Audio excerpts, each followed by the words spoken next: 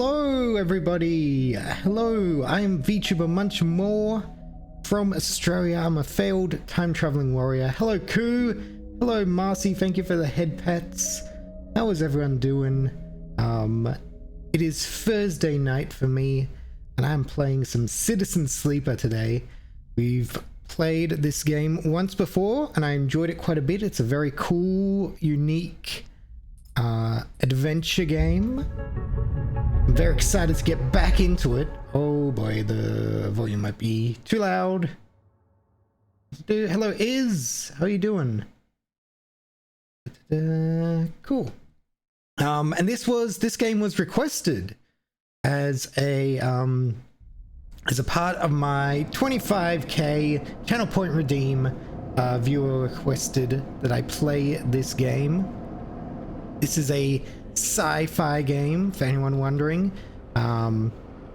We play a sleeper, which is kind of like an artificially created body with a human mind implanted in it. The human that originally had that mind sold their mind to a company so they could work as like a artificially created slave of that company, but we escaped. And now we're on the run and doing our best to fit in and work at this space station. Taking calls while watching stream. I would hate to work in a job that makes me take calls, but good luck Marcy. This is kind of a unique adventure game, like I said, and that involves a lot of luck, a lot of dice rolls to get tasks done and stuff like that. And there's so many storylines and stuff going on at once. It'd be pointless trying to cover them all, so we're just gonna try and remember as we go along. I do have one upgrade point.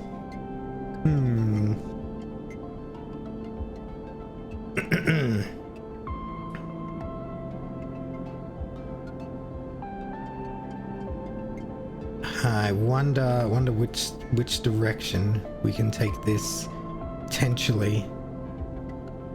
Mission extract a chance to gain random scrap items from engineer actions. Should I maybe focus on? I don't wanna be a jack of all trades, master of none kind of thing. Hello, small muffin brat. Ow! Thank you for the hydrate and stretch.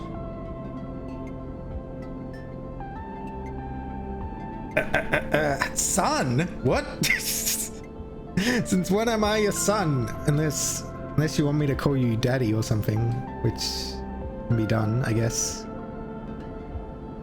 I'm older. So yeah. What were we doing? Is this the start of a day? I can't remember if it's the start of a day or not. Container.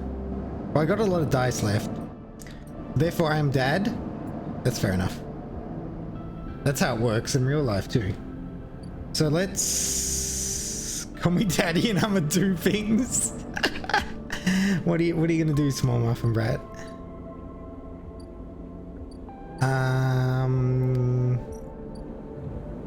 So yeah, Ethan is going to hunt it. Oh my god, stop pressing escape, Munchie. But you're also small, and would that cancel out the age? Yeah, you are the size of a muffin. That is very small. Hello, Kakazato, by the way. Good morning.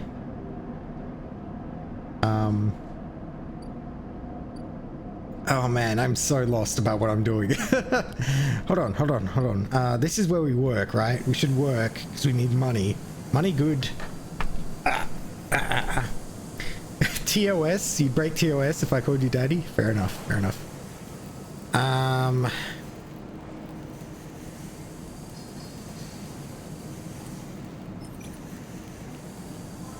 Okay, we'll start the action.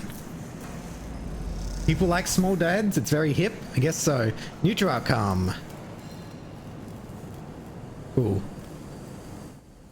I keep pressing that. Okay, so what's some other stuff we can do? We can work at the bar, I remember. The Overlook bar. We have stuff there that we can do. 50% neutral, 50% negative. Don't wanna piss off the bar owner. We have the low end. Oh, what's... Okay, we have some stuff in the low end. We have... Yes, Sabine's terminal sits open. So Sabine was... Yeah, Sabine was trying to find yet again info. We got Lem and Mina. I can babysit Mina. 50%. Ooh, it is safe, but I also don't want to piss off Lem. I don't know. We can give it a go. Neutral. 1 ticket out plus energy. Oh, we got energy from that. Cool, cool, cool. I'm gonna lead you to a winding tour of the block, chatting to the neighbors, collecting snacks. For a while, you forget about everything else. See what I mean? There's a lot of stories that I'm trying to balance out here. I don't know if I can even complete all of them at this point, but we will try. There's also right over here, Founder's Gap. To reach the Greenway, you need to pay for a pass, a practice invented by the spaces moored here. They call it Founder's Ferry. So 150 cryo I need. I got to disable my tracker, build ship mind. Oh yeah, got a ship mind core. It's been out. It's no Memphis, but I got to go to the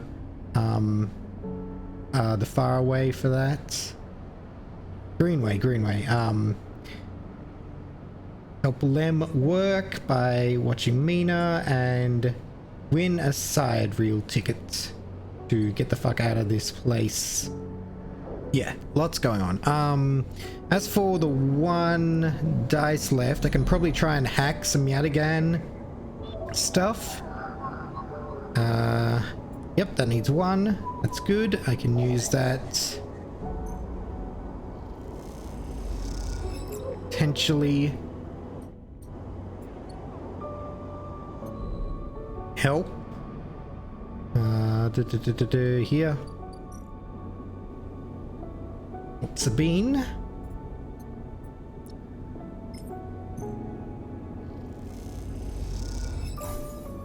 Cool. Terminal chirp, starter quickly, tucked away in Sabine's encrypted system. Only needs 1 more. Awesome, awesome. Now we sleep, right? This is how this works. End cycle. Excellent.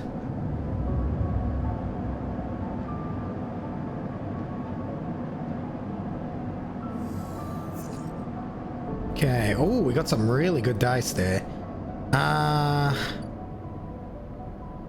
Really, really good dice.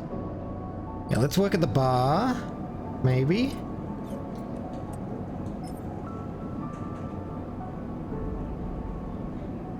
Start action. As you start your shift, a crew of salvages barge in. Next few hours, a whirlwind of chatter and long pause. They tip well. Awesome. Cool, cool, cool.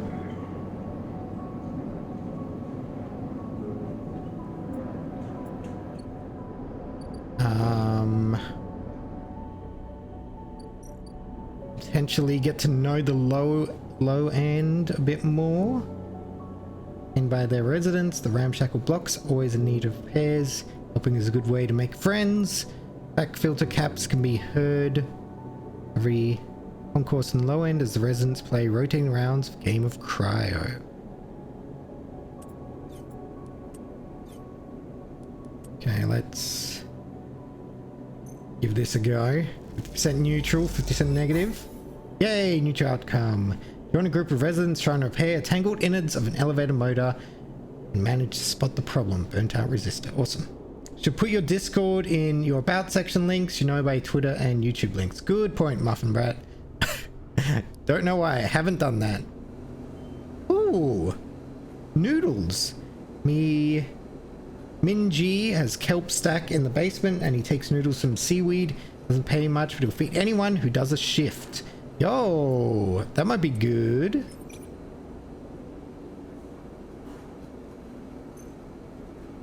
We'll get some energy from this, maybe?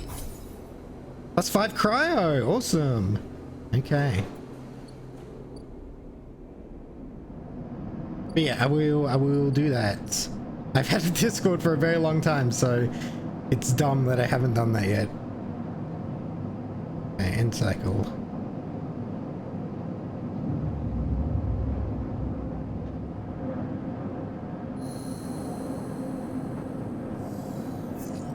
Okay, not the best ice today. That's okay. Ooh, what's this? Under wet dock. Oh no, that's just waiting for the ship to come in so we can trade and stuff. Okay. Flow of chits and components. Could play the exchange. Sell components. Don't really have components to sell. We can Mina again, perhaps. Maybe sit Mina.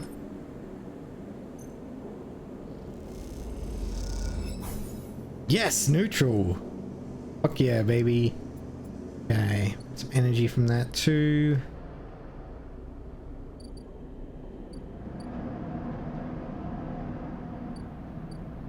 This is selling stuff.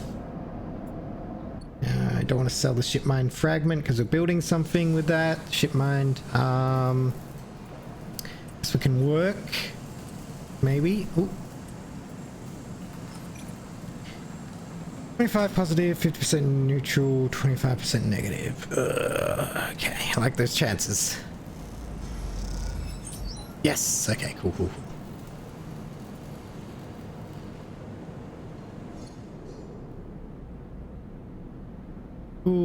Cool. And one more left. Maybe find that last yet again thing. Cool.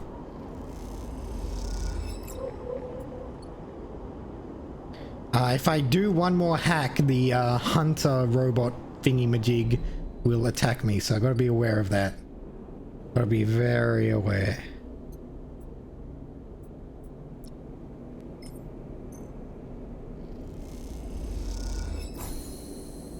Okay.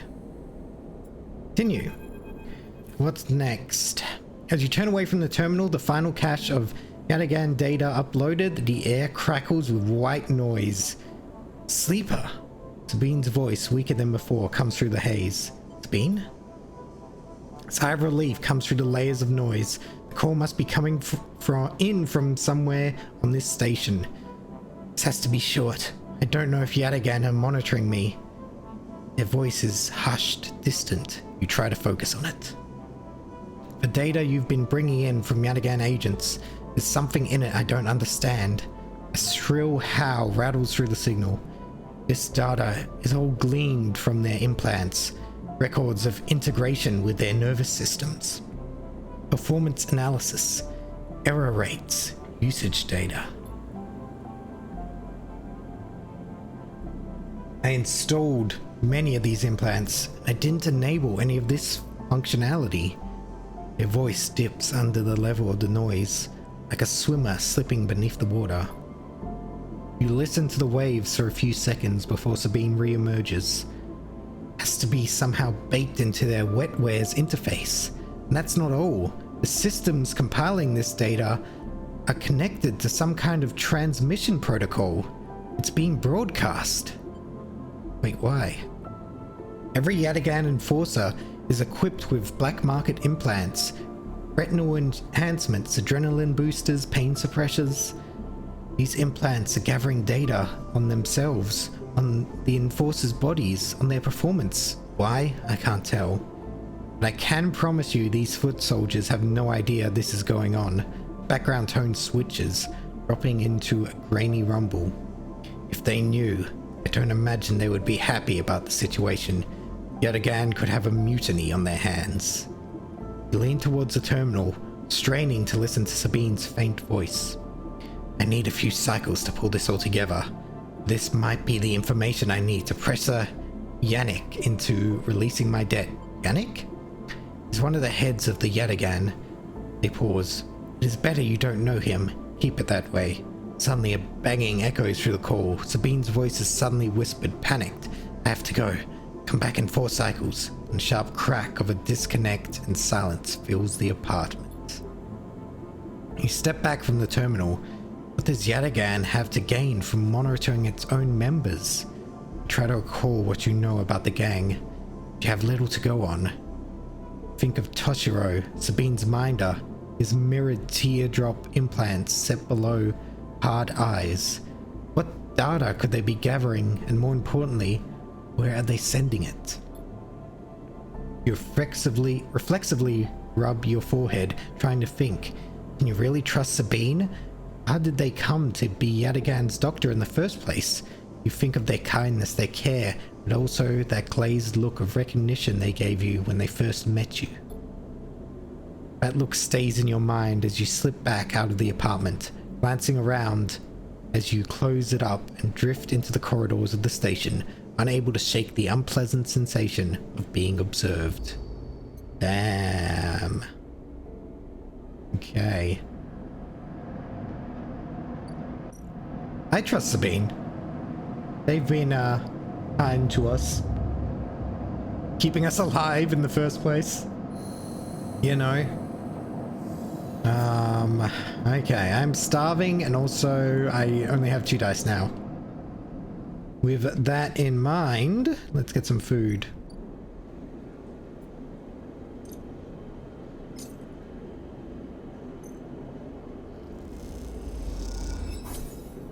Very nice.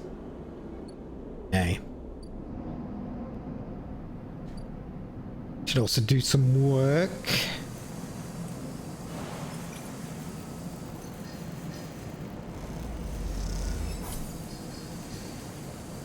Neutral outcome. Cool, cool, cool.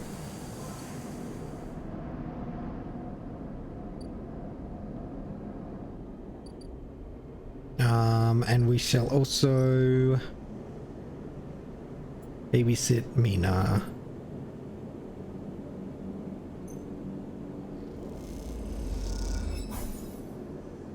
Nice. Cool.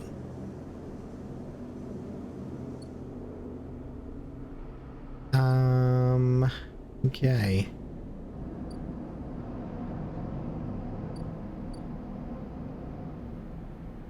No one new is around here currently. There are still 3 cycles before I have to deal with Ethan, which I don't know what we're gonna do with that. But yeah.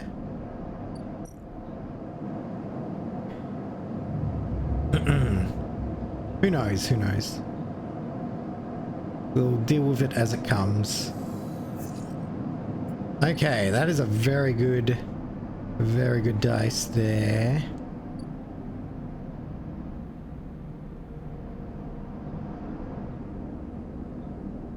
Maybe...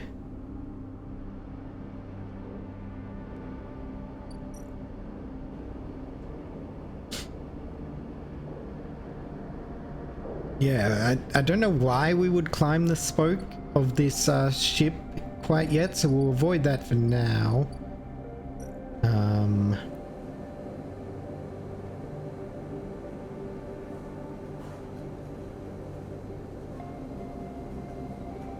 We can do some noodle delivery to get cash, perhaps.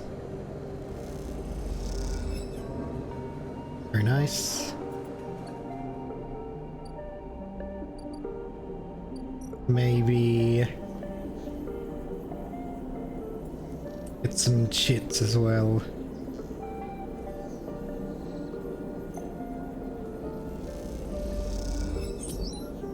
There we go. Awesome.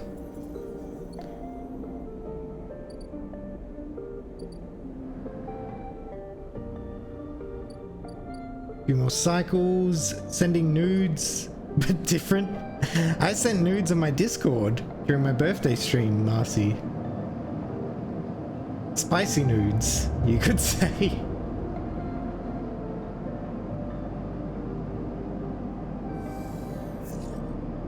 People seemed into it. Okay, we are going to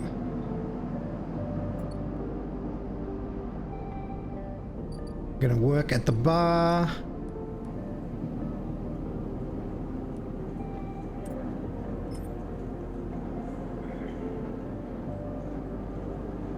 Somewhat risky.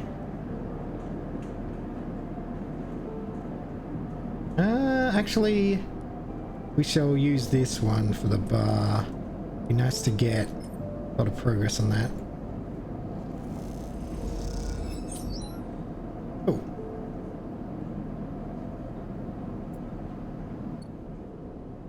And finally,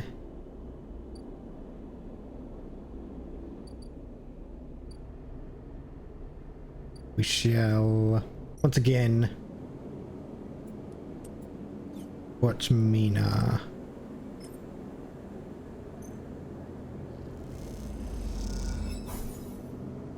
Nice. Cool. Giving us more energy. Awesome. Awesome.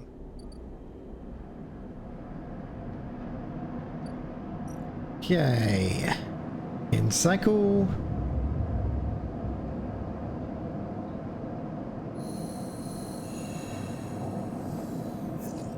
Okay, I will definitely use the stabilizer for the next time. Awesome, body repaired, condition stabilized. Ethan! You asshole. Does he have a broken nose now? Did he have a broken nose before? I don't think so.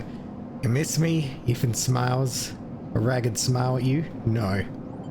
Look at him, he's paler than usual, hunched. He's sporting a black eye and more than a few cycles of beard growth. That's no way to greet an old friend. Get lost. I had a different CG, cool. Remember the stabilizer. Yeah.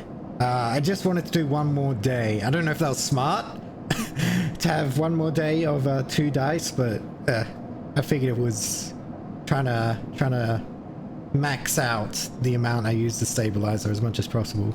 Ethan's face drops, on with all the pretense of friendliness. Think you'll want to hear this, Sleeper. I think, he says, rapidly shaking his head. You'll really want to hear this. Hear what? Ethan perks up. This is big, really big stuff about you. Seems more jittery than usual, on edge. Is he on drugs or something? You remember about how S&R cancelled the contract on you? Contract I was going to collect? I remember. Well, I'm guessing you were pretty happy about that shit. Overjoyed. Me? I lost everything. Let's not worry about that. He smiles sarcastically. And so, what did you think? That was it? Stay silent. Well, it was, except Ethan leaves a dramatic pause. What if old S&R gave the bounty to someone else? Someone who is even more of a shithead than yours truly? He smiles darkly. What a disaster that would be. Who? Ethan grins.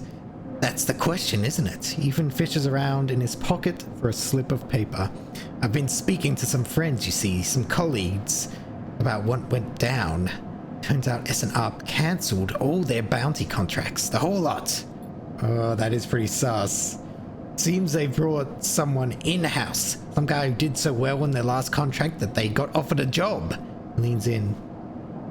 Apparently he made a hit on this ship called the Winter Wonderland or something. The one that we looked at. It was smuggling sleepers out from under S&R's big corporate nose. He killed the crew and blew the ship. Ethan whistles. Oh shit. They called him Emwick or Maywick or something? Gives up looking for the paper. I forgot. Mean the Winter Light? That's it. Looks at you hard. So you do know about all this. Pat you on the shoulder. Then you'll be very happy to hear that what I'm about to offer you. Ethan runs his hands through his greasy hair. Given this new information I've brought to light, seems like you're in need of protection. Wait for the pitch. I, meanwhile, am in need of assistance in kind. Turns out I upset some people at the compressor the last time we were there. The owners. And they say they'll space me unless I work off the debt. Seems they are that kind of businessman. He grimaces. I would pay them, but... He shrugs and turns his jacket pockets inside out in a mime of poverty. He looks pitiful, even more so for his clownish acting. Then work it off. You should be glad, the anger rising in him now, that I came here and told you this. You think anyone is looking out for you? You are a contract, a name on a list. Kicks the wall. Ethan rubs his temples. I'm sorry, he hisses. I'm sorry for being a shit and trying to kill you, and whacking that thick skull of yours. He sighs. You think I want to go up against this guy? But us. Jabs a finger between the two of you. We don't have a choice. So you keep me from getting killed and I'll do the same for you. We can help each other. A straight 50-50 deal. He looks at you. I'm not asking for a favor. Ethan. Fine. Ethan smiles. Looks like shit warmed up. He pauses. Just think about Maywick. Think about that cold-eyed S&R shit on his way here from the core systems. He smiles. That should give you the motivation you need. Ethan swaggers off down the corridor, throwing his jacket over his shoulder. Can't wait to be working with you, he shouts. He can work delivering noodles. Yeah, exactly. Okay, so what do I need to do here? Work the back. Wash up, stock check, cleaning, prep work. Back work at the compressor is all bad smells, flickering lights, and hard scrubbing. Okay. Turns out compressor's owners are local gangsters. Now Ethan has to work off the debt if he wants to keep breathing. Okay, we can do this for a bit. Do I get any money from this, or is it just... It's just Ethan's debt. And my energy is lost? You fuckers. Okay. Buy some fungus then.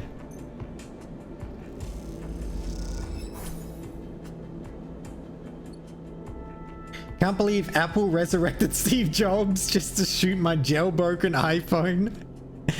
They got the tracking. They got the tracking in there, light. Hello, by the way. 4 cycles have been said, and here you are, right on time with no sign of them. You wait a while in the apartment, the dread descending as the cycle spins onwards. They should be here. Check the terminal. You check and double the terminal for messages or recordings. Nothing, just the pale glow, silent. Check the door. Pace back and forth around the apartment. The rumbling of the station suddenly so present and loud. Go to the door and open it to an empty corridor. You close it again. Wait. Try to settle down to wait. Sit on the bunk and stare out at the tiny room. Where the hell are they? Knock at the door. Stay still. Another knock. Stay still. Uh-oh. A flash, small and possibly bright, cuts through the handle of the door. Soundlessly swings open. A figure stands in the door. Immediately you know it is not Sabine. They're taller, sharper, and something in their face glints in the half-light. Dark shape like a stubby baton hangs loosely from her hand. Baya? Our local sleeper. Good to finally meet you. She steps into the apartment, glancing around with sharp eyes. What, may I ask, are you doing here? She fixes you with a steady, unwavering stare. These are all terrible answers. Stay silent. This will be much more pleasant if we remain friendly, don't you think? She walks past you into the apartment, glancing around. We set them up here, you know. This place is one of ours. She picks up a glass from the dispenser and inspects it. People always seem to forget who put them where they are. She glances at you. And I suppose you are here to help? Something like that. Good, good. She puts the glass down and turns to face you. I love to meet helpers. We need so many, but we can find so few with the right skills. She spins the baton in her fingers by her side, her eyes not leaving yours. We have a problem, you and I. Seems our friend has disappeared, left without even saying goodbye, which means they are in a little trouble now. But it's the kind of trouble that you need help for, so I thought I'd come down here and take a look at their little hidey hole, and here you are, the help. She looks through the detritus on the side. I don't know what a detritus is. And what help? A sleeper, no less. Which I have to admit is a little surprising. It suggests to me that our friend hasn't been very honest with you either. What do you mean? Well, I'm sorry to repeat that before we got them set up here, Sabine was working for your owners. She pauses. S&R. That makes a lot of sense, considering she knew so much about how sleepers worked and stuff. You blink hard at the news, unsure how to take it. Aya looks away, waiting for a response. Stay silent. She crosses into the next room, and you follow silently. She sits at the terminal and touches her baton to one of the access ports. A spark. Then the terminal screen skips, encrypted folders emptying themselves before your eyes. Catch-all term for junk, rabble, and rot soon about an area. Okay, thank you, Kakazato. Maybe I've heard that before? I don't know. Isn't familiar to me. In the flicker of files, you see S&R letterheads and code forms, reports laden with medical data marked with the corporate logo like the sigil of some cult. Raya steps away from the terminal. Look all you want. Some of your files may even be here. The volume of documents is overwhelming. They seem to be mostly reports on early emulation tests, surveys with sleeper candidates, reams and reams of usage data. If Sabine was an S&R employee, why did they help you?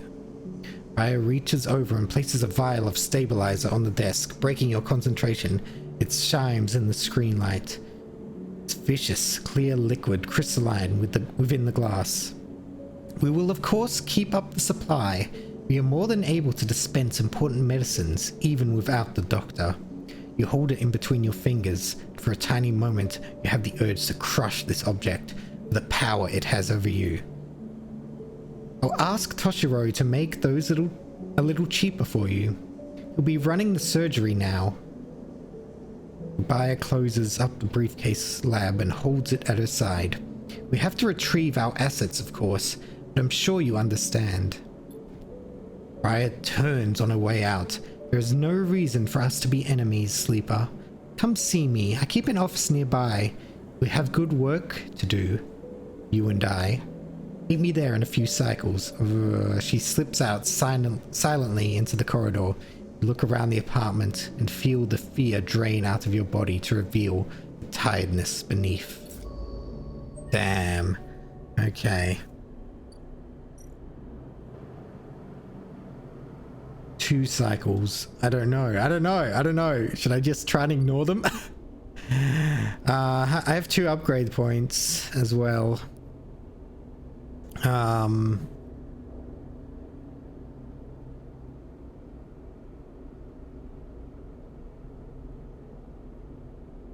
Maybe agent nodes give double data rewards. That could be very good. That could be very, very good.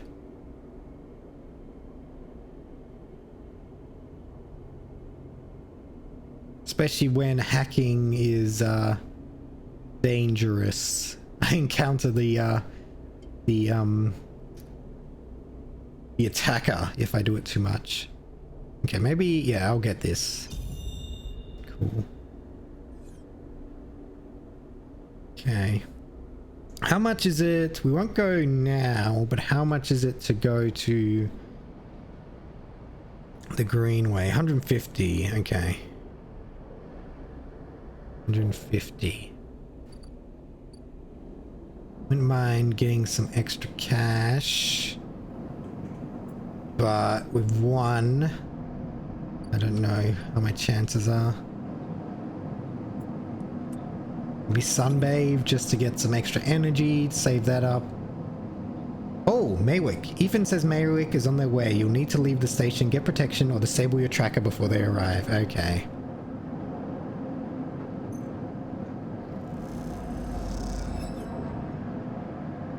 Okay.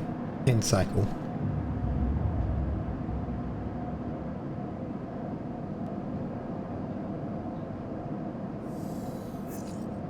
Cool, we got a lot of dice, a lot of stuff to do. We'll start off with working the bar.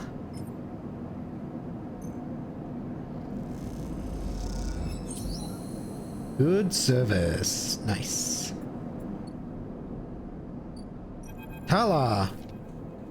Tala's so cool. Glad to be on a positive side, potentially. Girol slides from the bottle into the lumpy recycled glass, a pale grassy yellow under the overlook's warm lights. The spacer nods and takes a drink, bringing it up to their face in both hands, like an offering bowl. This is the good stuff, the stuff Tala says is aged like in wooden casks, stored in some closed-off part of the old station among corroded wires and softly looping systems. Though sometimes it is hard to tell if Tala is joking.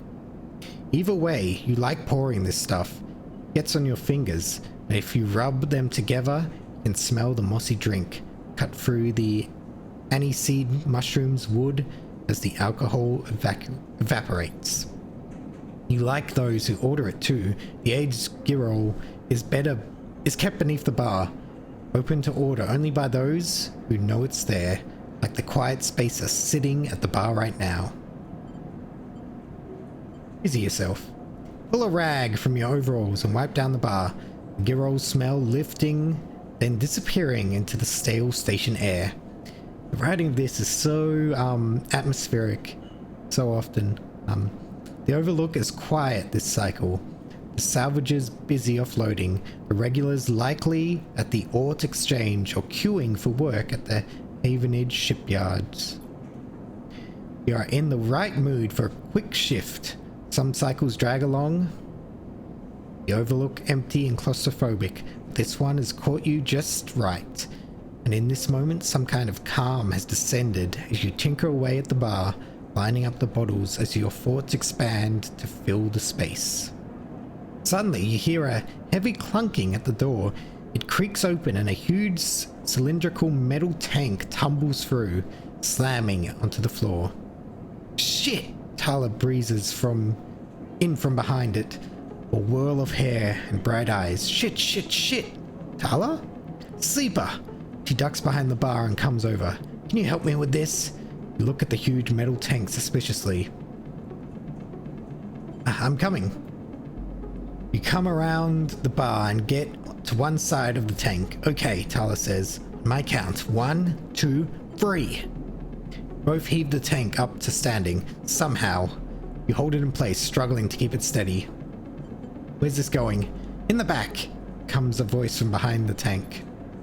Somehow you manage to lug the huge thing into the back room, where you place it in one corner, dwarfing the rest of the contents in the cramped space. As you do, you hear a crunch. You stand back and look at the expired rations oozing out from under the tank. Oh shit! Tala looks at you apologetically. I know you like those. Good riddance. Tala smiles. Oh good. Thought maybe liking expired rations was some kind of sleeper thing. You push the crushed rations to one side. That's the end of that. Tala looks exhausted and rubs her shoulders. Francis, I swear to... Francis?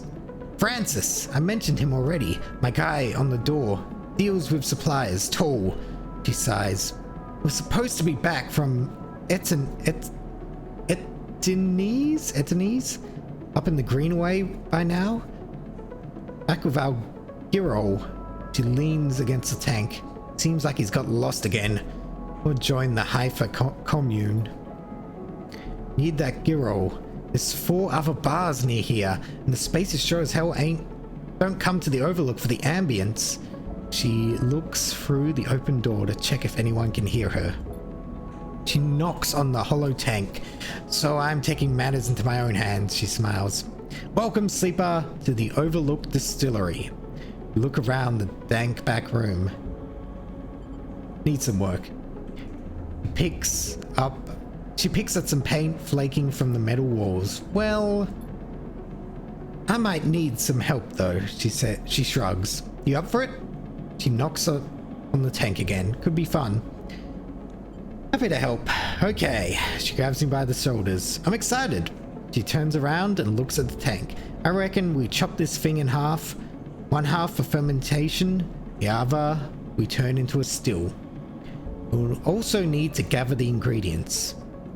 She turns back and looks at you. You look more like a chopper than a gatherer, she smiles. So how about you build the still and tub while I work on the rest? Oh wait, sleeper, I have an idea. Tala is grinning now and is making you nervous. To make up for the rations, how about we put a kitchen in here too? Will it fit? We'll make it work. He turns back to the tank. This is gonna be great, she says to herself. You look at the dented tank in the bare room. At least she has vision.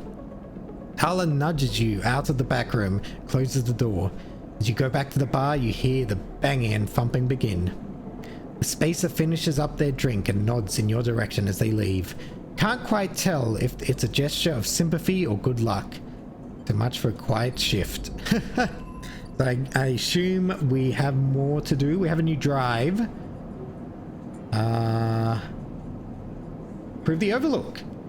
Tala wants to build a distillery in the back room of the Overlook, and Tala is someone it is hard to say no to. Sounds good to me.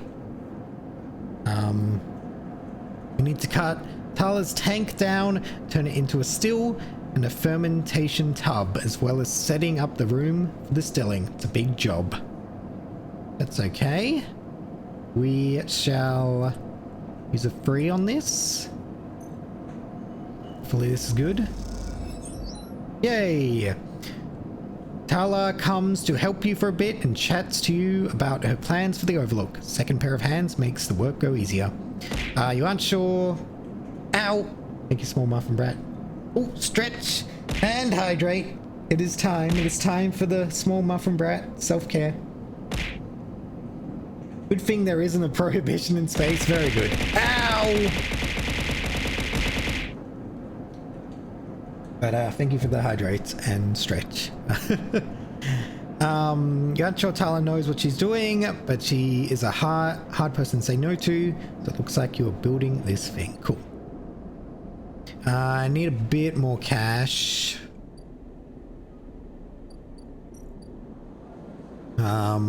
80 for the stabilizer now. Good to know, good to know. Are you winning, son? I don't know. I don't know, Papa. I don't know if I'm spinning too many plates at once or not. We can play the exchange. Papa? Okay. God damn it, the bar pays more than that. In that case...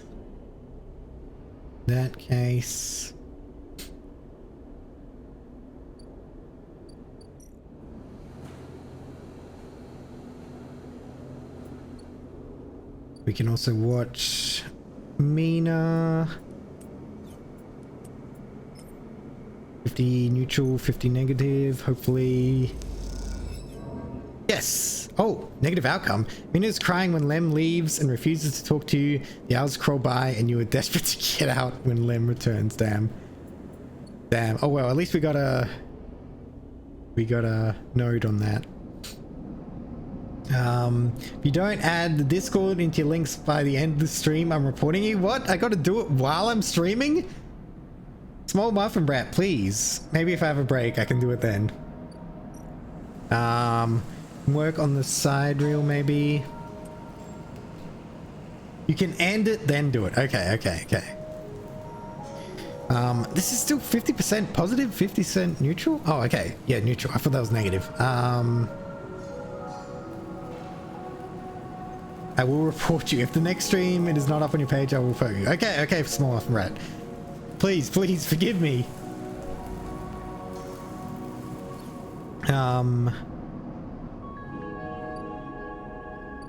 Nowhere else really.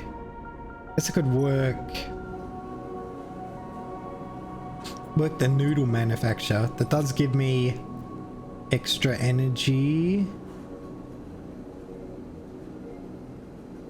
Billy boy, it's for you. Having a bot post at every X hours is not the solution. Fair enough, fair enough. Mr. Bezos is gonna have some words of you. I do. But feed.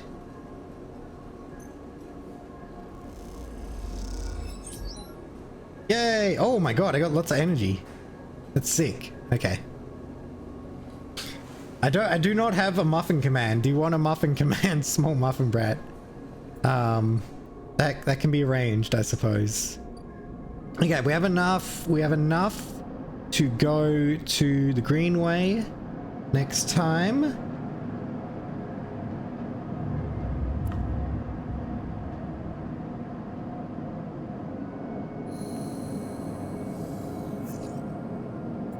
We got a lot of stuff. Got a lot of stuff.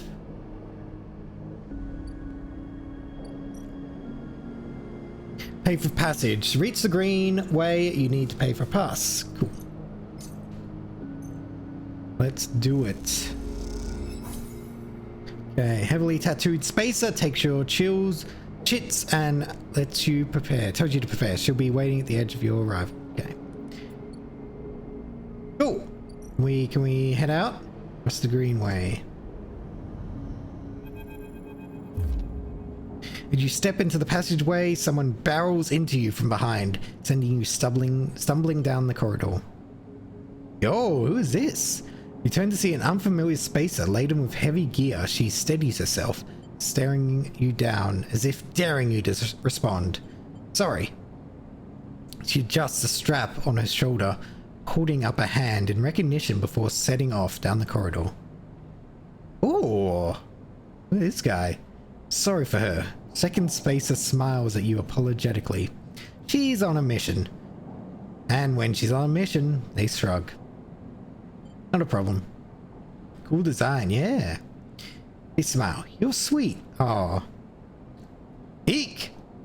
Ash stands further down the corridor, glowing at her friend. She chops at the air, pointing down the corridor and whatever end she's rushing to. Eek raises their eyebrows at you. Ash, please. Do you want everyone on this station to hate us? Ash hardens. They want to hate us. They can hate us. Oh, they want to hate us, they can hate us. She drops her hip. Not exactly seeing much love as it is. We're lucky we got through before they set up that damn cordon. Cordon? He gestures in your direction. See, they don't even know what you were talking about.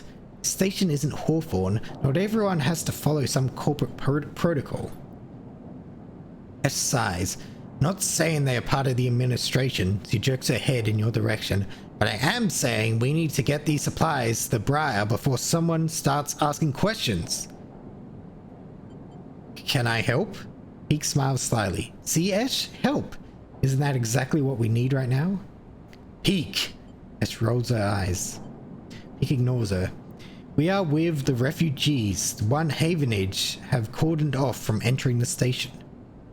Ash interrupts. The ones that are being quarantined in makeshift vessels that barely made it to the eye to begin with. The ones your station administrators have called an existential risk and are running out of supplies while their right to safety is being debated by people with no stake in their future. That sounds very, very possible. She quickly looks away, annoyed at her own outburst. Peak sighs. She's right. People are trapped out there and they turn to Esh. We understand that this is a big problem for the Eye. Hundreds of refugees and more ships turning up every cycle. Topical, yeah. They hold up a hand to stop Esh interrupting. But Esh turns away. A burning anger, a palpable force in the close quarters of the corridor. They need supplies, and after everything they've been through, quarantine isn't helping, Peak finishes. That's terrible. Esh looks back at you, her fierceness fading. Peak, please. Esh gathers herself and the supplies. Esh, we need help. Just like the refugees needed us, we need others too. They smile at her. Seems like there's multiple non-binary characters in this game, which is cool. There's also Sabine. He turns to you. Come find us. The climbing briar is docked at the broken spoke, past the greenway. In the wastes. We have a good view of the cordon, though we are keeping our distance for now. Come help us. They squeeze your hand. Esh turns to leave and Peak follows, waving goodbye.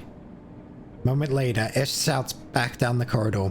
Don't bother coming empty-handed. You want help? Show us. Bring supplies or don't come at all. And with that, they disappear around the corner. Esh already picking up speed as Peak calls for her to slow down. Refugee flotilla? Where are they coming from and why now? Each time you think you begin to understand this place, something changes. Okay. What is this? Okay, across to the rim. Don't do that now. Greenway. Map the pathways. Rather than simply thrash through the undergrowth, you might sketch a map of this overgrown jungle to try and better navigate the hazards.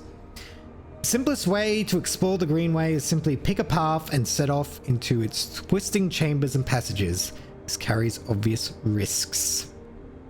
Okay, we might try this. This is 100% positive, so it's okay to take the risks. My gambling is more logical this time, I swear. Okay. And this is, yeah. Give it a go. Okay, cool. We got energy for that too. Farm stacks. Steal the harvest. There's loads of food here. Why should these farmers keep it themselves? If you can do it quick, you might not even notice it's gone. Work the stacks. Some farm stacks at from the old station have survived, and farmers that work them are always looking for new workers. They pay by yield. Farming collective who control the stacks don't like to sell their food piecemeal. For the right price, they'll let it go. Okay. Over here. Work the canteen. Newcomers, the commune can work within the canteen, prepping and serving food for those who make compound their home. Work the grow web. The grow beds. Oh, the grow beds. God damn, I can't read. At the heart of the commune, feeding the members and fueling their lab work. You're invited to assist in maintaining. Oh god, there's so much. There's so much. Okay. Might not bother with the commune stuff right now. Wastes. Gather scrap. Out here at the edge of the habitable parts of the eye, everything is scrap. Trick is finding components that are still usable and staying safe. Okay. Maybe we can do this. An action. Oh, I lost energy. Ugh. Find tired old cleaning bot still ticking over deep in the rim. Chase it down and break it open to get components. Well, I got stuff at least. And all the way back here. Climbing briar. Apply. Oh, Girol's for them. Welcome to Episode Flux. Episode Flux is the first of 3 episodic updates to Citizen Sleeper, telling the story of the refugee flotilla that has arrived in the Eye. Completing the action above will begin the story, but be aware it's intended for late game play. Okay. Are we late game? I don't think we're late game yet. Okay, so we won't bother with that right now. We shall explore more of the greenway. Get that out of the way now.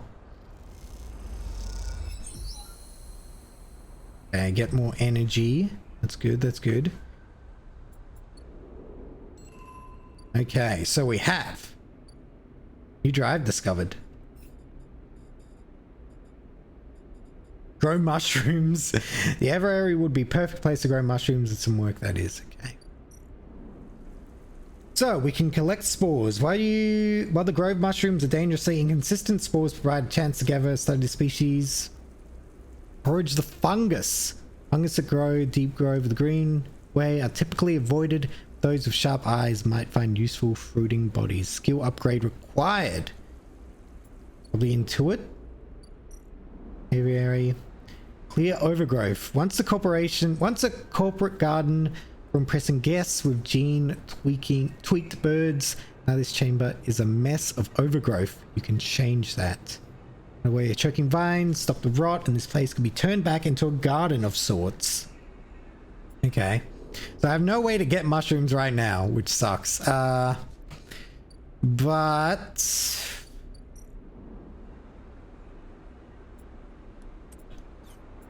we can work here. This is safe. Struggle with dried vines and creepers entwined around the structure of the dome, threatening to vent the garden into space. And get some money as well, maybe. Work the stacks.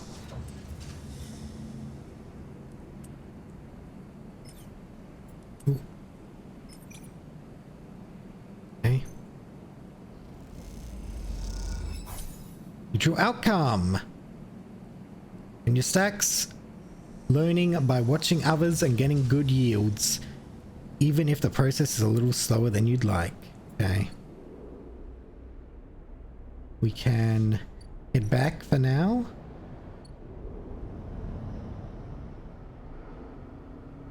There is this yet again person.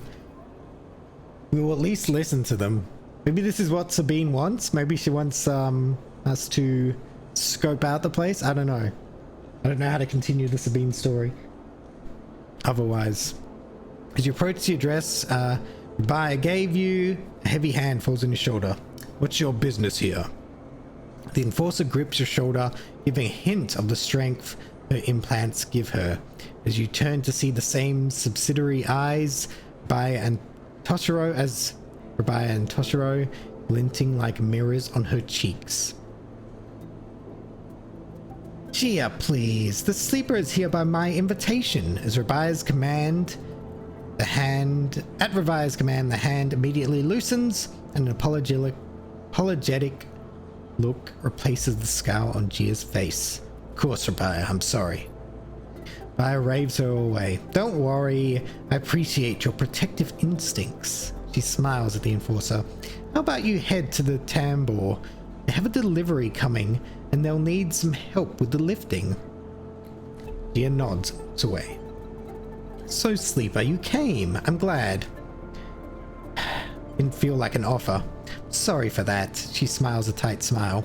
You have to understand, finding you there in Sabine's unit, I wasn't sure where we stood. There are more than a few people on the station who would rather I was dead. I had to be sure you weren't one of them. Wish you no harm. I'm glad. Rabaya begins walking and gestures for you to walk with her. She takes you down the staircase into the bustling walkways of the low end. What do you know about Yetaghan? We're a gang? Gang, yes, that's what people call us. But what meaning does that word have in this place? People with carts push past, moving crates of supplies around the thin and winding passages. Our reputation is one that implies threat. Is that fair to say? We're framed as aggressors, parasites, criminals. She gestures around at the people in the passageway. But when was the last time you saw a lawmaker in the eye? Policeman? Who makes the laws here? No one. This is true. The Eye is lawless, so it is up to us to make it all work for us. But I don't imagine you think that is a good thing. If you had spent your time in the low end, maybe your opinion of us would be different. This is our place, our people. The low end was empty in Erlin's time. They didn't need to house thousands, and keeping the yards and the rotunda safe was work enough. No, the low end was reclaimed later, when the refugees started arriving. I meet your eye. The collapse then just happened here on this station. When Solheim collapsed, the entire system felt it. Colonies were abandoned. The moons of Ember and Cinder suddenly gained independence overnight. Some took advantage. Some tried to hold it together. Some fled. The Eye became a refuge, and Erlin, his credit, extended an open hand to everyone, but many within his organization disagreed, and those new arrivals weren't as simple to corral as they hoped. Aya leads you through a small market hall, busy with small stalls and traders.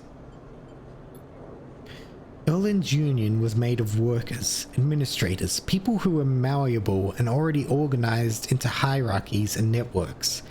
The refugees came from different factions and families. Were scared, injured, and desperate. Conflict was inevitable. Yatagan is a child of that conflict.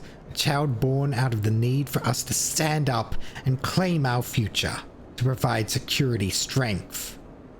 People call us a gang, but we are a community. I take my position as lieutenant seriously, and from my birth I have worked to earn it. Aya catches herself before she raises her voice any further, and you both walk in silence for a while among the smells and textures of the low end. You start to wonder if this place could be a home to you. Where do I come into this? Aya smiles to herself and thinks for a moment before she responds. I believe that you understand the importance of a refuge. So I also believe that you wish to help this place safe. Help keep this place safe. She exhales quietly. For this reason, I would like you to trust me. I do not know what Sabine told you about us, but I imagine it was not good. I'll be honest with you, Sleeper. I was never comfortable with having Sabine as part of Yatagan. Ex-corporate employee goes against our nature. But their deal was with Yannick. I kept my distance, made sure Sabine had their surgery, kept it supplied. That was all. But I cannot allow people to go back on the promises they have made to us. Yatagan has not lasted this long because it is a charity. We offer and ask for support. Any betrayal will be treated as an attack. Yeah, sounds like a gang. They were trapped, desperate. Many on the Eye are, Sleeper. I'm sorry, but we must ask that our debts are paid in full. Sabine found something. Please, I don't want to hear their accusations. They only wanted to escape their debt. They would have said anything. But where are they now to stand behind their claims? Stay silent. You realize that Rabia has led you into a loop. And together you both come back up a staircase to the walkway where you met. You are free to go, Sleeper. I have said what I wish to say. She looks out through the windows of the walkway. I would protect this place with my life, as it has protected me. I want to make that clear. She turns back. However, if you too wish to come under its protection, I can help you. Return here if you wish, and there will be tasks for you to complete. You will be able to see yet again, to see the low end with your own eyes, not as others frame us. As for Sabine, she pauses to consider her words. I will not ask you to betray them, but if they contact you again, consider their motivations carefully. With that, Rabia leaves, slipping back into her office, while you stare out at the countless units, each home, each with a story, that make up the low end. Wow, okay. We definitely want you to... Yet again, operates on an in-kind basis, you are told. And types of goods or services must be collected in exchange for protection and administration. I'm not being some mob enforcer, fuck that. Okay. Consider their motivations carefully is just how this game works. That is true, Kakazato. That is true. That is the long and short of it. When the hell is Feng gonna contact us again? That's what I want to know. That's what I want to know. I don't have enough cry for that, but I'll sleep for now.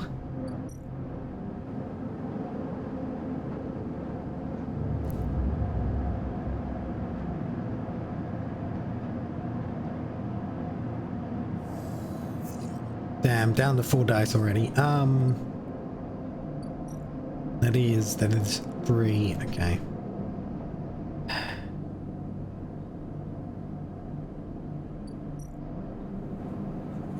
Let's work on the distillery, shall we?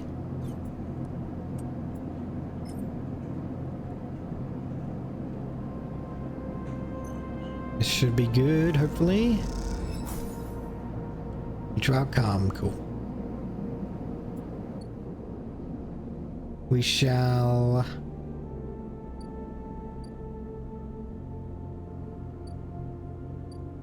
watch Mina one last time. Should be able to finish this storyline, even if it's a negative outcome. Yay! Awesome. We got some energy too, cool. She's asleep. Yo, Lem looks so tired. Whispers Lem, creeping back out of the unit's tiny bedroom, sliding the door shut as he does. You are perched at a thin bar in the main room, the slate in front of you still glowing with Mina and your drawings from a cycle spent together. There's a ring, the only world Mina has known, with stick figures standing along its edge. The tall one is you. Oh, so cute. Drink? Asked Lem, producing a worm-looking bottle with Pirol from under the bar, its contents glowing amber in the fluorescent light. Sure. Lem nods and glugs a few fingers into a couple of metal tumblers, then sits down with you at the bar. Cheers, he offers, and you clink the metal containers together. You know, we actually have something to celebrate this time around. Lem gives you a sideways look. Made the assembly team on the side reel. He grins broadly. Clearly, he had been desperate to tell you all cycle. Amazing! Lem holds up his drink. Couldn't have done it without you keeping an eye on little meanie back there. Lem shifts a little in his stool. He looks uncomfortable. How's our girl doing, sleeper? I haven't seen much of her these past cycles.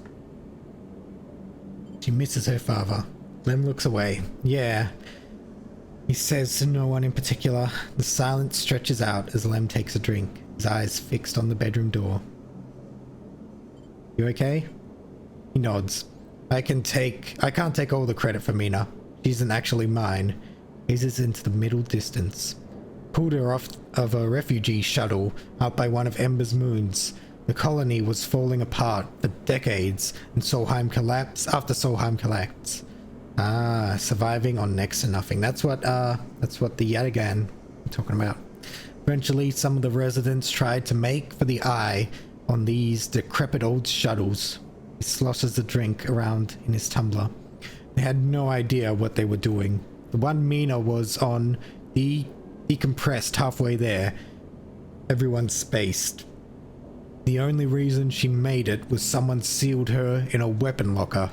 She was ice cold when I reached her. Purple lips. He shivers. Once I picked her up, I wouldn't let go. The medics treated her, with me still clinging to her. He takes a drink, still not sure why. He reaches over and refills his cup. We weren't exactly anybody's heroes, you understand. We were private military, hired by Conway to protect their claims in the collapse. Once I got Mina, that was it. I quit. Got us dumped here. You saved her? Oh, you saved her. I'm gonna sound like an idiot now, but she saved me. That's the truth of it. He looks around the decaying unit. It's stained plastic plating and flickering lights. Me, I brought her to this. She was tiny, too small to know what she lost, but I can't stop thinking about it. Rubs his eye, dark with tiredness. What if our number doesn't come up in the draw, Sleeper? What then? The side rail will sail off without a thought, leaving us here. What kind of life is that for her? You'll make it. Sorry, I know you don't have it any better. He looks at his cup and pushes it away down the bar. This is a celebration, right? Both of us on the team now, both of us with a chance. Together. That's right. We hold it on together. Imagine all three of us riding the side rail horizon out there, to a new world. He looks into his glass for a moment. I think I drank this too fast. He laughs. Lem stands and starts to clear the glasses in the auto wash. I need some sleep, friend. Me too. Alright then. He catches your shoulder as you turn to leave. Thank you, Sleeper. I mean it. From both of us. He pats your shoulder and you slip into the dark of the walkway with thoughts of little Mina on your mind. Okay. Upgrade points.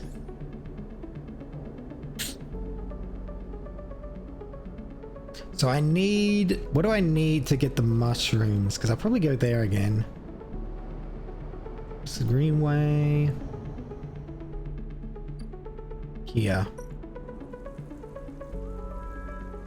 Intuit. Need Intuit. I see. Predictive reasoning. Dice actions display potential positive and negative outcomes. That could be very useful, to be honest. But I assume I still can't. Deductive reasoning. Oh, yeah, okay. That shows the positive and negative outcomes. I see. Fungus that grow in the deep grows the green way. Okay, so we need more into it, I think. Okay.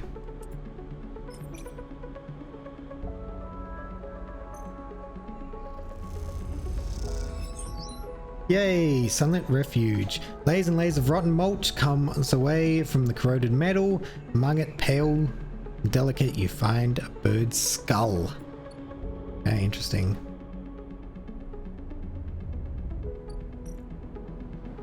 Finally, we'll probably work on the ship here, way down here.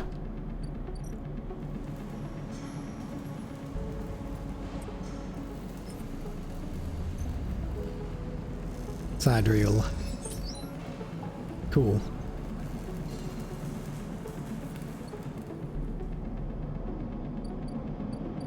Let's sleep. That one is going to take a while. Getting the mushrooms? Yeah.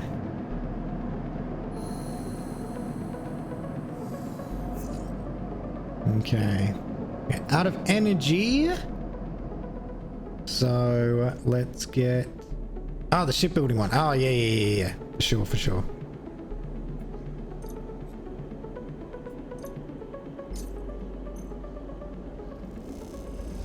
Some food.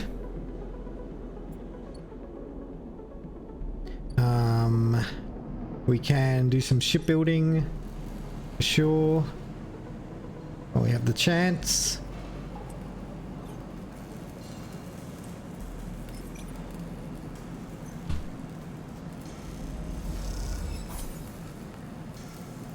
Okay.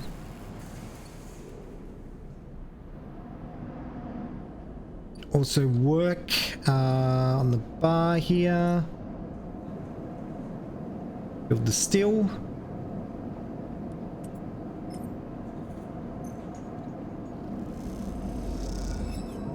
Damn, negative outcome. Job seems impossible. The tank too dented. The room too small. You give up after a while. What is Tala thinking? Fuck!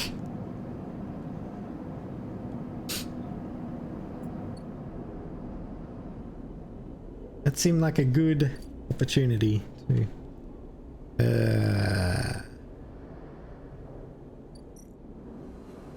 we can work in the noodles. Maybe get some energy if it's positive. Yay! Awesome, that's what I wanted.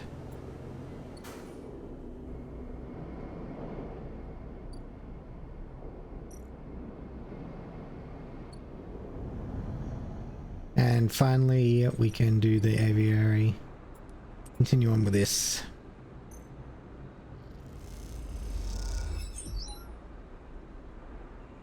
Nice.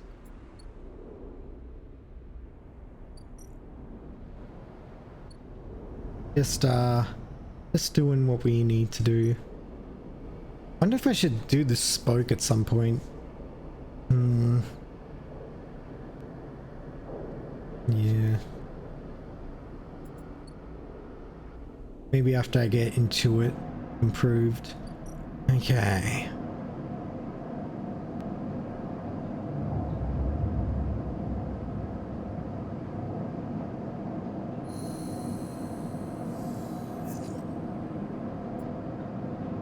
We got 2 1s. Try the steel again. A bit more chance with this.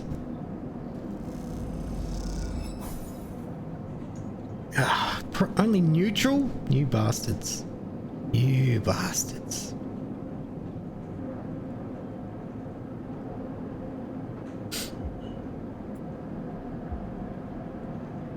I do like the predictive reasoning perk.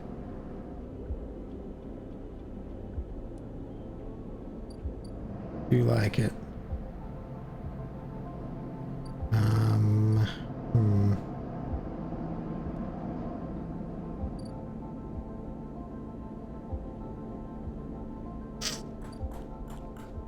Dun, dun, dun, dun, dun, dun, dun, dun.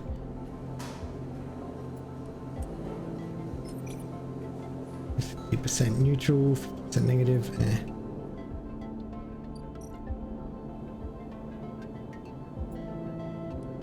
Plus energy or negative energy.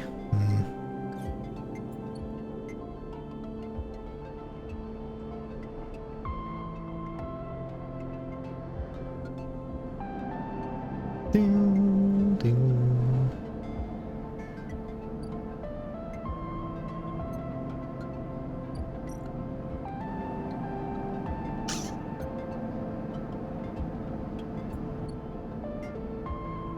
Work on the ship, maybe.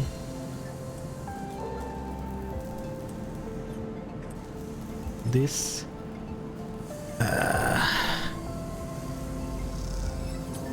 Ooh. Oh, I lost some condition there. Fuck.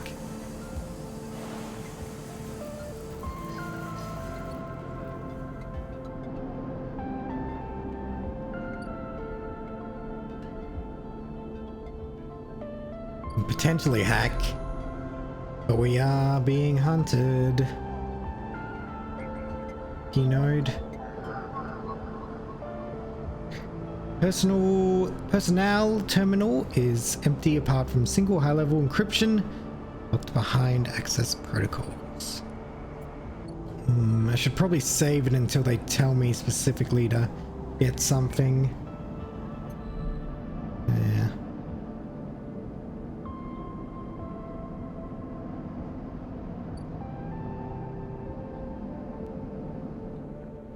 Okay, anyway, we'll work on the mushrooms again. Ethan's debt? Oh yeah, true. I could do Ethan's debt. What is that? I should probably, yeah, keep an eye on that, to be honest. Oh yeah, that's a lot. Ooh, danger.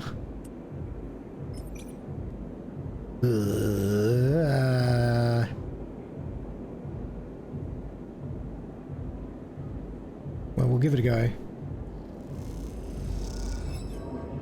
Oh, energy. God damn it.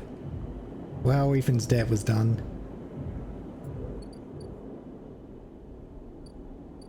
Get some more food in us.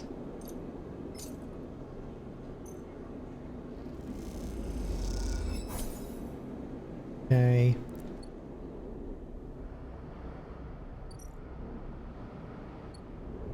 fly over here again.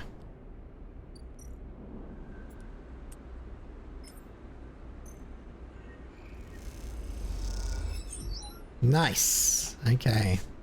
Should only take one more to do that.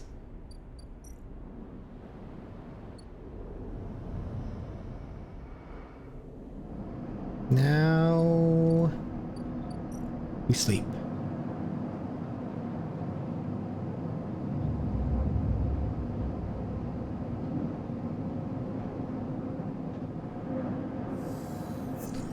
Okay.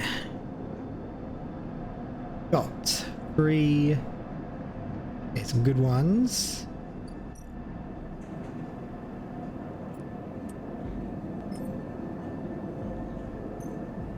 Work on the distillery still. Nice, nice.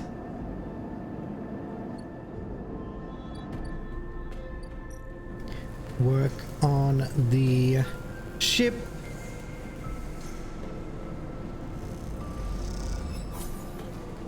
Neutral, excellent.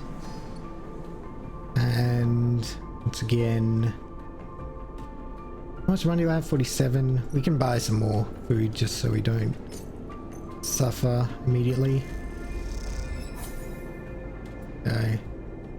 And once again,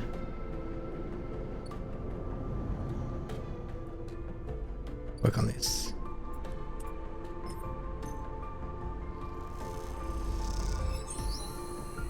Awesome. Germinate spores. The old growth of the aviary has created rich medium into which you can place spores from the groves. They'll grow well here. Okay, so I need grove spores in order to do anything with that. Like spores. Okay, into it. But upgrade that into it.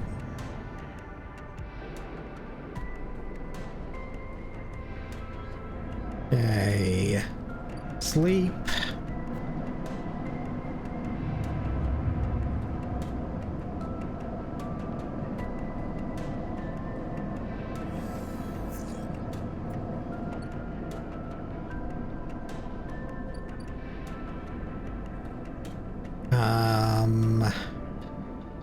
We shall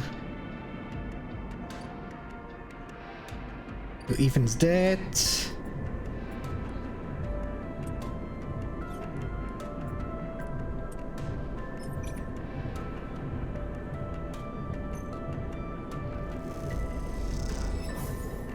Oof. Losing the energy for this fucking debt is really annoying.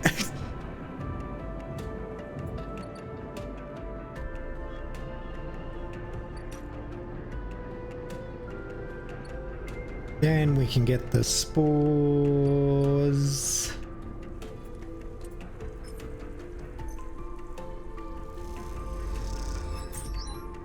Cool.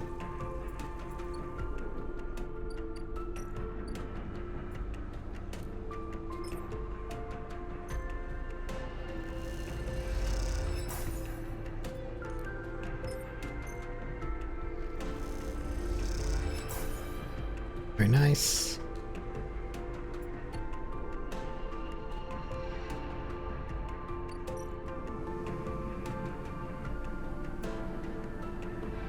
Could work the stacks.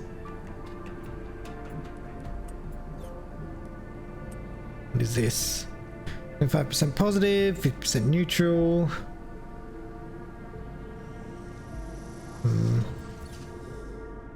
Probably I'd prefer to work one of these places over the noodle factory.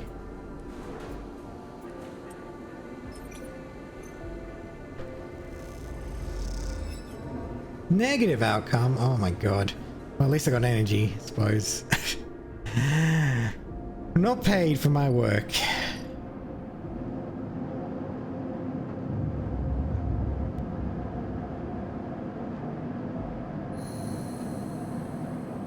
However, okay. So, we are starving. Let's do steel.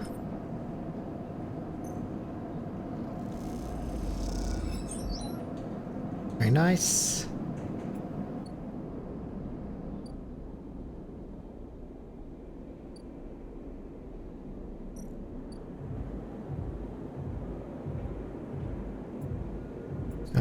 Let's work on the ship. The ship.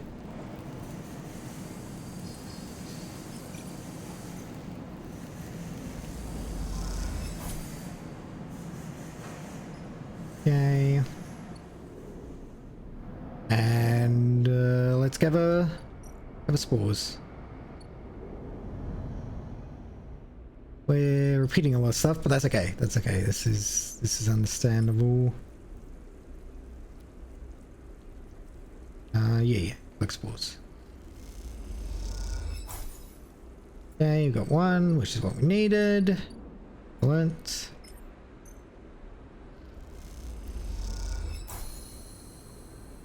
Awesome.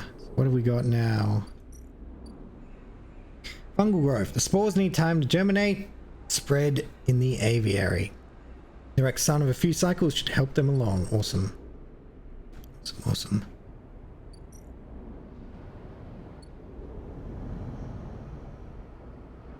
And we will, of course, eat.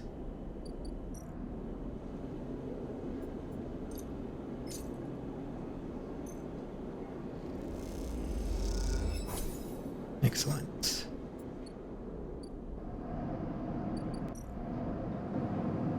Okay. Should be down, I guess, to 2. Unfortunately. Yeah, fuck.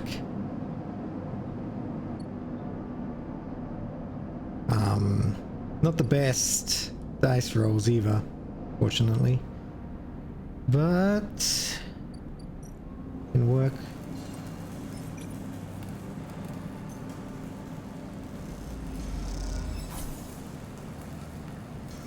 Some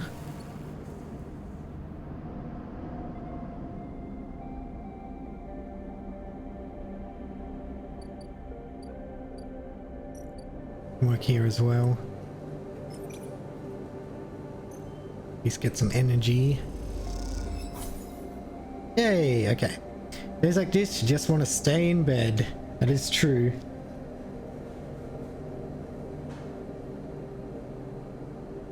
That is what the dice represent, I suppose. Thank you for the hydrate, Marcy. I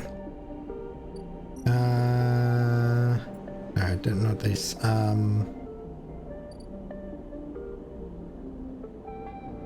Yeah. Cool.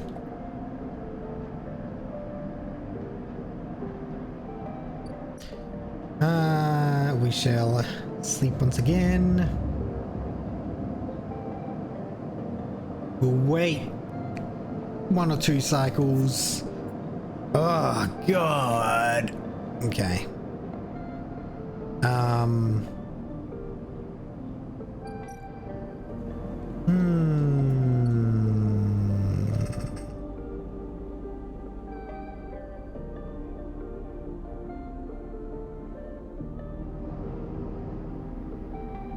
Snake eyes, yeah.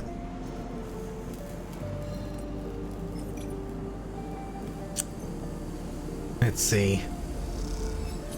Negative. Ugh. Ugh. At least I got the cryo.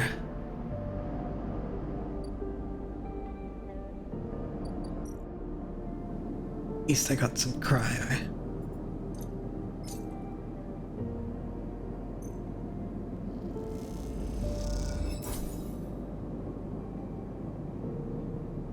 Okay. You are. Rider crew eager to get their payload. Have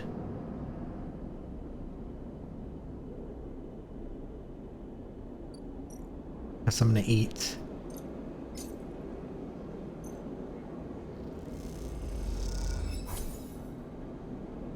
Okay. Guess we can do Ethan's debt.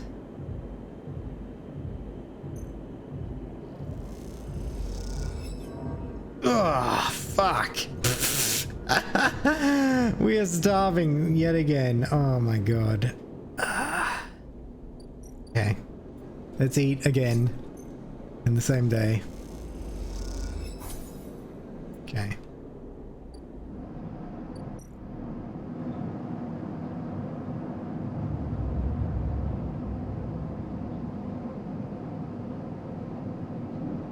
Hopefully better dice this time.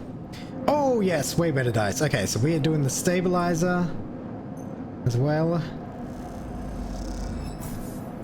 Okay. We are going to build the steel.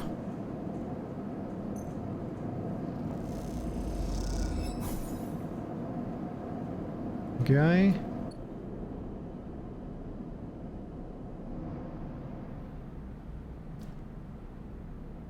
And I wonder, are the mushrooms done? I don't think it's been 4. I think one more will do it.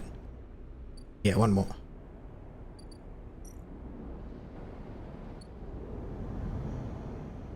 Okay, in that case, we shall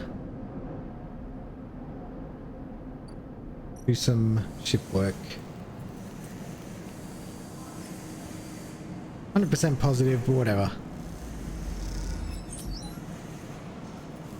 Awesome.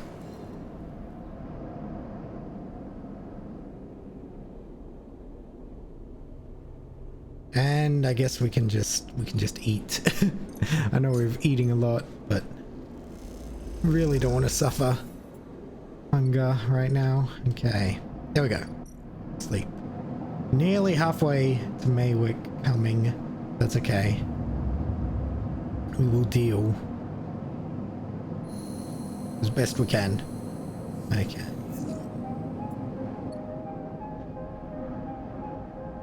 So, first things first, I want to check how the mushrooms are. Because I don't know what I'll need to spend for that. Harvest mushrooms. Crop fruiting bodies have broken the surface of the mulch. Once harvested, you have to grow more. Okay. The fruiting bodies, 2 random rare mushrooms, plus 1 grill caps. Okay. Easy to find, but Matsutake and other strange types will require extra effort. Take your pick. Okay. We shall use one of these 6. 100% positive. Why not? Cool, cool, cool.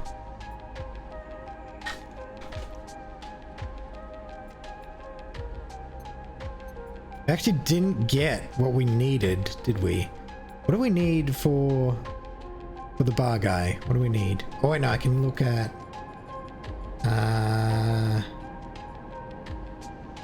mushrooms. This is harvest mushrooms. Actually, yeah, I haven't looked in so long that I forgot.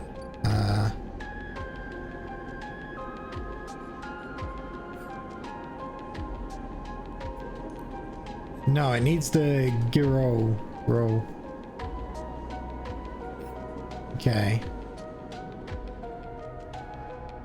So maybe, do I need a less than stellar outcome to get those?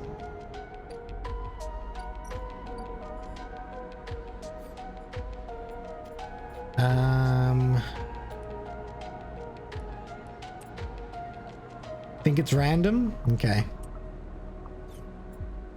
But we'll do it one more time.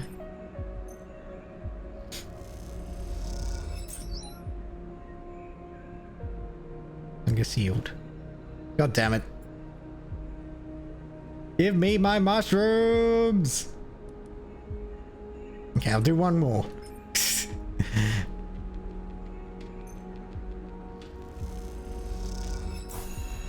Okay, it did take a neutral outcome to get the hero caps. Damn, okay. Oh, upgrade point. Yes, yes, yes. We wanted +1 into it.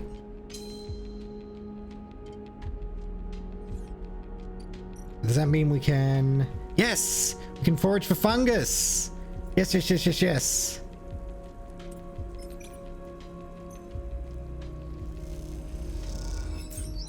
Yes, and we got free Giro. Yes, okay. So it took a lot of effort, but we did it in one day. Okay. So Hog.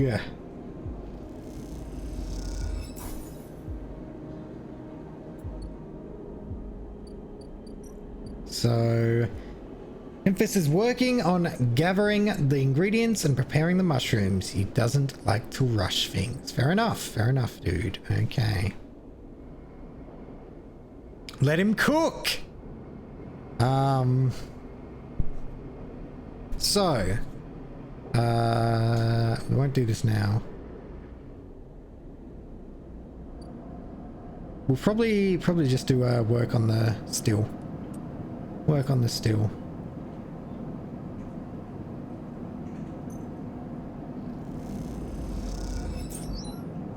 Very nice. Cool.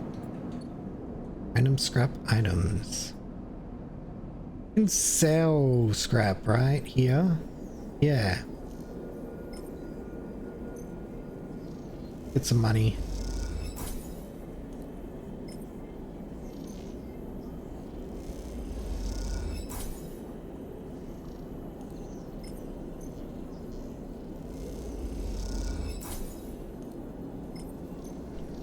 Cool. Okay.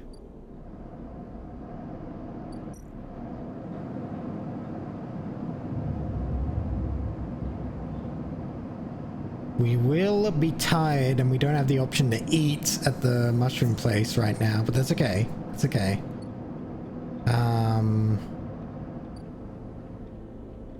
I reckon we try out the spoke climber stuff. What is this?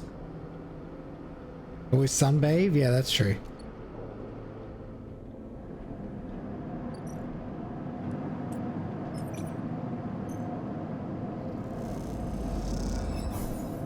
Yay! In fact, let's try it twice. Damn. Negative outcome. Still got energy though. That's fine. Okay, we will work on the ship.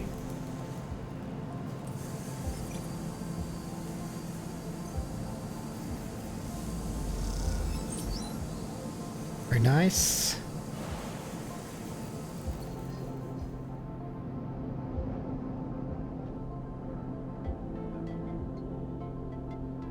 Yeah, I reckon we try out this spoke stuff. What is it? Okay, so this is 25% positive, % negative.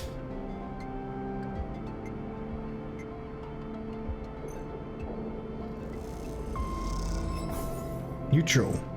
Series of tangled passages spits you out on the other side of the spoke with little more knowledge than when you went in. Ooh.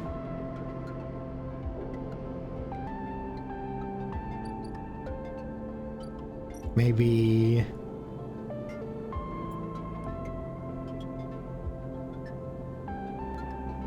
I can work on the lower end as well.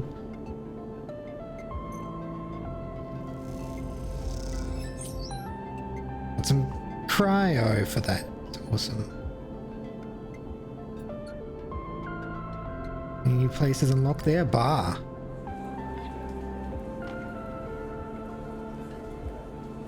And in Gunbox, you feel stupid doing this, but the penguin says, take me to Tambor. Oh, and this must be... This is the frickin' Fang stuff. Oh my god, finally. Oh, I should have explored here way sooner. It just looks at you with suspicion as you hand over the box. Is this the right place? Oh my god, this took so long. As you go to leave Tambor, tea house, a hand falls on your shoulder. Hey, Fan! Oh my god. Sleeper. Fan hisses from behind you. Now! How did you find me? Harden has your hardware. Don't worry about that, Fen smiles. He has no idea what to do with it. Feng, I gotta take my fucking tracker out, like... Feng guides you down a set of stairs to one of Tambor's lower levels. The house is stacked with curved mezzanines, all connected by a central atrium. Levels are filled with makeshift booths and bars, and conversation bounces busily off the metal walls. Feng sees you looking around. This place used to be a fuel tanker's main drum, hence the name. The tea house part is a bit of a misnomer though. You can get anything the eye offers at this place, but real tea isn't exactly readily available. No, I want my tea. He picks a booth, itself fashioned from some old salvage tank or container, lined with spongy insulation foam, and collapses into it. Looks around furtively. Don't suppose you've seen any Havenage types. They don't usually come out this far. And what is going on? Well, I'm suspended. That's the first thing. The second thing is I'm pretty sure Harden wants to drop me off the rim of the eye. He grins. Doesn't bother me though. Shows we hit a nerve back there. Picks a scrappy hand-scrolled menu from the table and tosses it over. What are you drinking?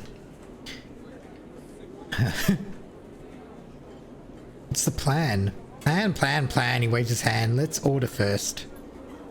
Ken is right. The menu is ridiculous. There's at least 10 different infusions, most of which you can't make out. But the paper is dominated by extensive complement of esoteric alcohols and cocktails. Black tea is listed, without a price, as a seasonal specialty. So, you ran into Harden? Was he pissed? Fen doesn't wait for an answer. That snake is so self-righteous he might actually believe that Erlin would approve of his meritocratic bullshit. Read! He taps on the table.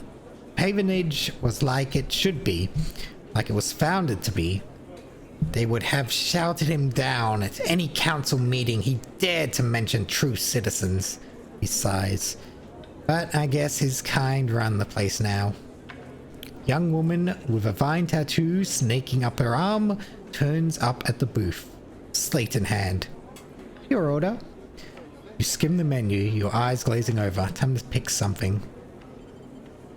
Kelp infusion. She nods and notes it. And you? She begins looking to Fen. When she sees him, she suddenly stops. What the? Fen shrinks a little. You are supposed to be working. This is your shift. He grins sheepishly. Oh, you work here? Fen waves you to be quiet. Look, Jenna, let's just say this is my break. My friend here has been through a lot. Jenna looks between the two of you. Nod. Fen also starts nodding. 2 minutes, he says. Jenna pointing at Fen. 2 minutes, says Jenna, pointing at Fen. Only because I don't want to get dragged into whatever this is. He gestures at the table and walks off. What? Fen stretches out in the booth. You know how it is. We all have to eat. Plus, playing hooky. You know, just standard job things. Fen's a bit of a weirdo, but I like him. As long as he gets my tracker out. He leans in. This is the best place around here to find a person you might be looking for. Ooh. Remember that web of connections that Harden pinged the moment we confronted him? Those are his collaborators. And if we want to understand what a Solheim executive might be getting up to on the eye, those are the people we have to find. Ben is almost whispering now. There's a couple of them, I suspect, are in the low end. And well, almost everyone in the low end comes through this place at one time or another. Brings a modified slate out onto the table. I've set this up so that when anyone with the network signature I'm looking for comes into close proximity, I'll mark them. Once they are marked, we can break through their access protocols and get at the good stuff inside. We just have to find them first. Hence me moonlighting as the waiter. Suddenly a smile grows across his face. Wait, I have an idea. Oh god. Oh no. Look, I can't cover enough of the low end on my own. And so far I've had no matches in this place. With two of us, we can cover more ground. Oh no! Hello Frankie. How are you? Are you on your work break? Hope you are going well today. How? Well, Ben has a hangdog look. We need to get you out and about in the low end, at close proximity to as many people and residencies as possible. It turns out my friend Min Gi needs some help with deliveries. Yo! No, it's my weekend, about to do some errands. Errands? Well, you have fun with that, Frankie. Good old errands. As in Min Gi Express. I've worked there a ton already. So you already know him. Perfect. Ben places a tiny receiver on the table. This connects to my slate. Runs the same marking protocol if you get near any of our targets. So all you have to do is take some delivery shifts for old Min Gi. Soon enough, you have the place covered. Ben, don't give me that. You think I like working here? You thought you could use the tips. He grins. We're in this together, right? Right. Okay then. Ben slips his slate back under his clothes. Just head on up to Min Gi Express. Take a delivery shift and we'll see what shakes up. Manage to find anyone and extract any data? Bring it right down here to me. They have me on double shift, so I should be hard to find. Dinner walks past, carrying a tray of drinks, and sharply catches Feng's eye. Don't think she's bringing your drink. He stands. I think it's time we called this meeting to a close. Grab the receiver from the table and slip it into a pocket. See you soon, sleeper. Stay safe. Feng adds before turning and walking off towards the bar, whistling as he does. Okay. Cool. Cool, so I got a lot more to do here. I really got to get my tracker out quickly.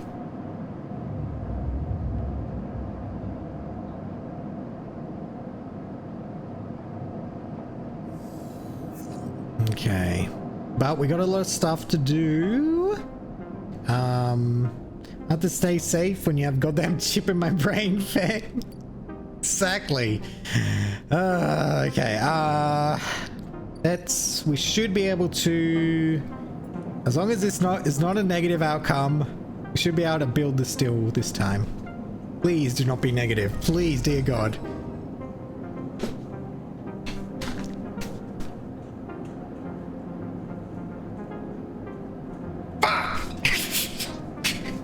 Okay. Okay.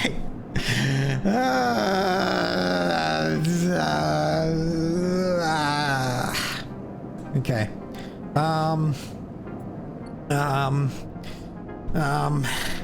Okay. Now let's do some deliveries. Express delivery.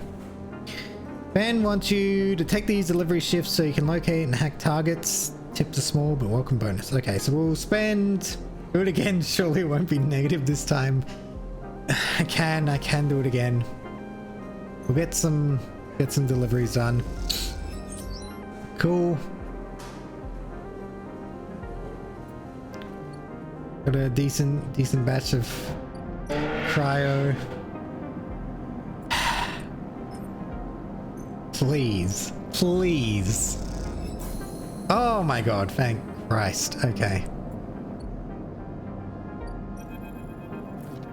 Tala! That was hell! Please! Tala stands back from the newly finished still and tub, hands on hips. Look at this, he grins. The Overlook Distillery in all its glory. She squeezes you around the shoulders. Thank you. What's next? There is an issue. What's the problem? Well, the Girol drink. As you probably guessed, is named after Girol the mushroom. That's what gives it the golden color and earthy taste. The alcohol is infused with mushrooms along with a mix of spices. That means you need Girol caps to make Girol, but no one wants to supply us. The distilleries on the Greenway are taking all the stock from the farms out there, so it's hard to get a single cap across Founder's Gap. However, I have an idea, she smiles. We can grow our Girol caps here. She gestures at the increasingly equipment-filled back room. Are you sure? Totally sure. Tala puts a hand on the still. We made a still. We set all this up. How hard can growing mushrooms be? Tala.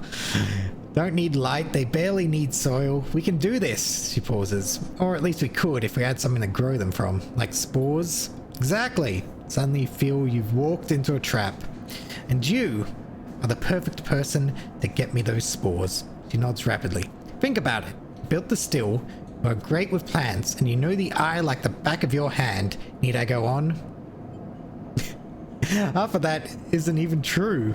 Don't be so modest. She pats you on the shoulder. Look, I can't leave the bar, and the other people picking up shifts, she grimaces. I'm saying it has to be you. Fine. Wonderful. You'll love it over in the Greenway, I think. All the fresh air, open space. She sees your expression. Okay, I'm done. I'm done. She turns back to look at the still, the fledgling distillery forming around it. Really is something though, isn't it? And want to or not, you really have to agree. Okay, so I need one spore. Okay, we can get one spore pretty easily. I'm gonna sunbathe.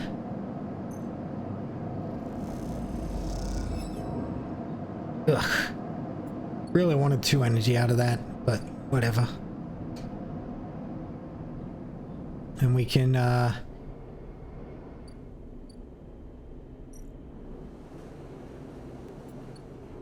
go get a spore.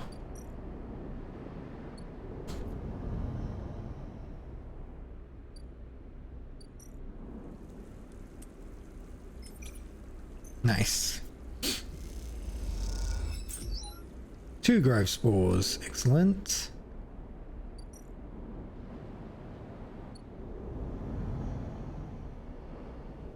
Color, this better be good. How many more does this need?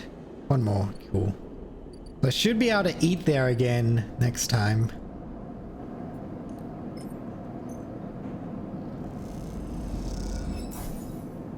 Oh, it needs 3. Not just 1. Okay.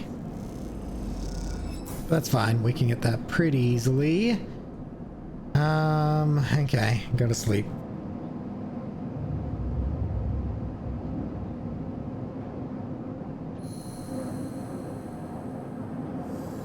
Ugh.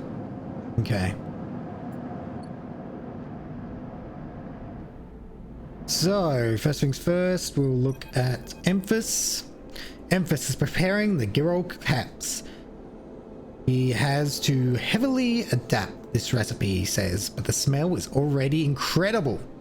Emanates from a strange purplish white bulb you have never seen before, and he is slicing it finely. Brushes and slices the mushrooms and places them in the wok with the sliced bulb and the oil. Caramelized there, oh yum, in that well-worn crucible. He adds liquids, transparent and opaque, and then turns down the heat. A sprinkle of leaves is the final touch.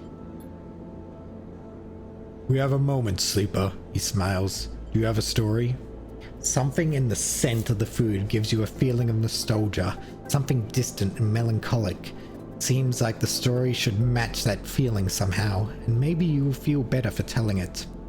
All your oldest memories. Start by explaining that when you were emulated from a person, many of your memories are left behind.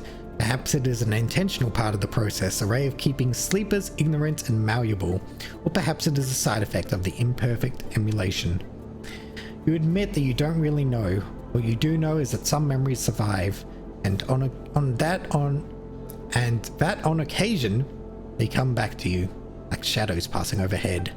You detail one recurring memory,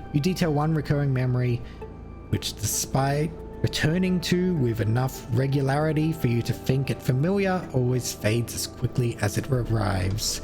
You struggle to explain the feeling of being whole for a moment that comes with this memory, and then how that wholeness slips away to leave you feeling like you have forgotten something important, but you just can't bring it to mind. Emphas nods throughout, cooking as he does with deft and skillful movements. You start to trail off when you realize you can't find the words to explain how the memories you do have feel like both yours and someone else's at the same time, and how that always fills you with a certain sadness. The sadness of remaining forever unknown, even to yourself. Emphas finishes cooking and meets your eye. I'm sorry, sleeper, for your troubles. Puts the wok to one side. I appreciate you sharing with me. He smiles. I hope it lightens you a little. Passes you a bowl and heaps the gyros into it, yellow color mixing the pale sauce and whirls and blooms. Eat. The dish is delicious, filling. It warms you as you eat in a way you weren't even sure your body could be warmed. It is a small mercy, you think, that SNR left you this pleasure. Many of the features of frames are there to simulate human experience. You know that much. Emulated minds cannot be rewired, so their need for embodied experience must be met. That is why you breathe even when you do not need air. Without that simulation, the sensation of drowning would be unbearable. Whoa, that's freaky. Food serves another purpose. Your frame is able to metabolize it, to produce energy from the raw material. Vitamins and minerals are excess, of course. Your frame only needs raw power, so much is wasted. And yet, while you eat this food and feel the warmth, nothing feels wasted. All means something to you.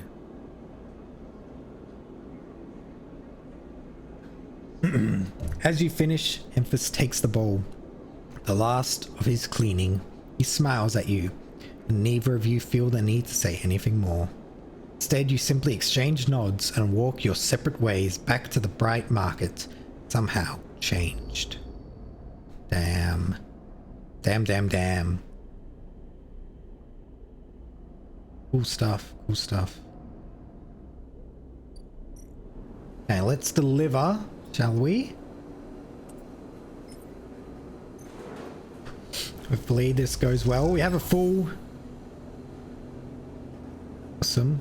We have a full bar of energy. Very helpful.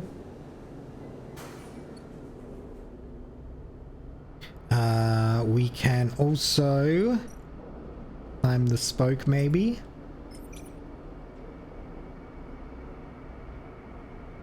Actually, we won't do that right now. Might work on the ship instead. Okay, we shall get mushrooms. I mean spores. Hopefully this goes well. No! Fucking hate this shit sometimes, man. Come on. Okay, we'll get spores through. Let's can wait one day. I don't want to waste this 6.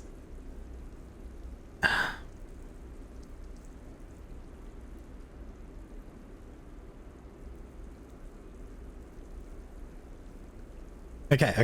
We shall.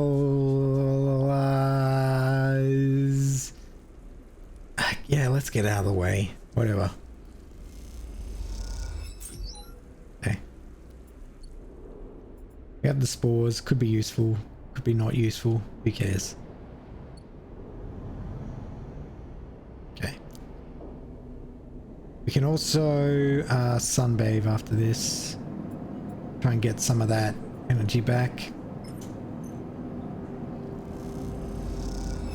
Nice. Okay. We need... Oh my god, that's a few cycles. There's a few cycles. Okay. We shall sunbathe. Please give me 2. Please give me 2. Fine.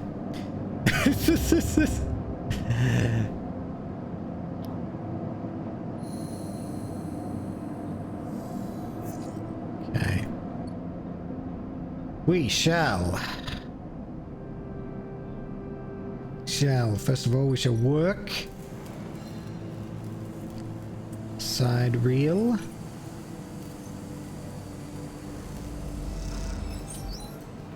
Excellent.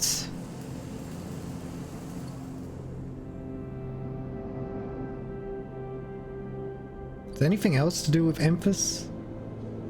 Oh, he wants the Matsutake. I can give him that.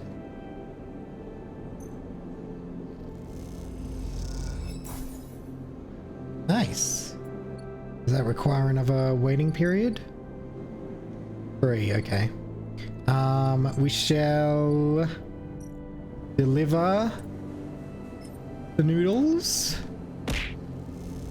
Hello, small muffin brat. Welcome back.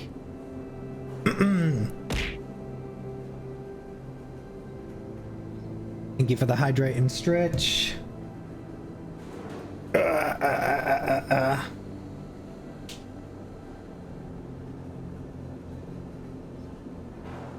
Okay, yeah, we did that.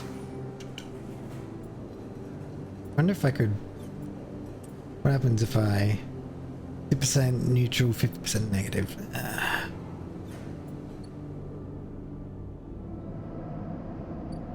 We'll sunbathe again.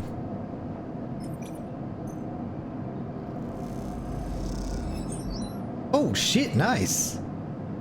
Very nice. Okay. Lucky. Very lucky. Okay.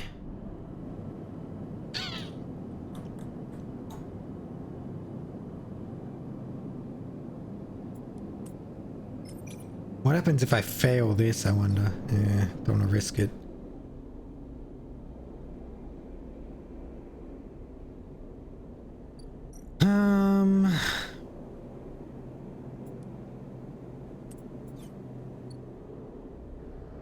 Guess we can do the spoke. Hopefully not negative. Nice! Neutral. That's one spoke climber.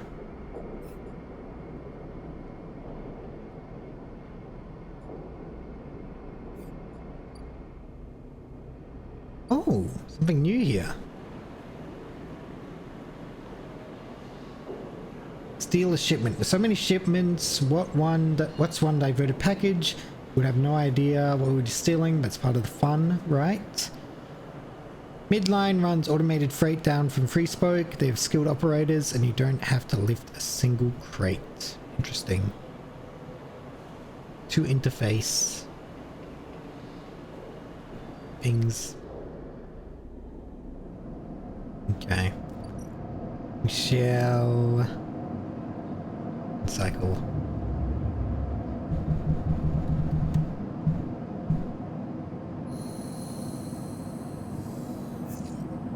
Yay, looking okay. Looking okay.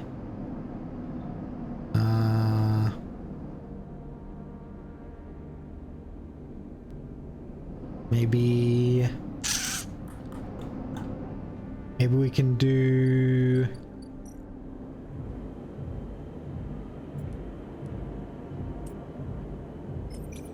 some more of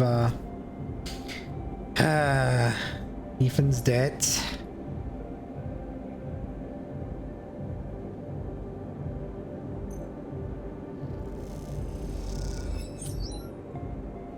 Nice. That worked out well actually. Okay.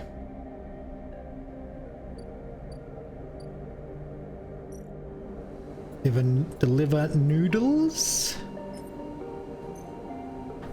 This might be enough actually. Yes, it is. Okay. Sleeper.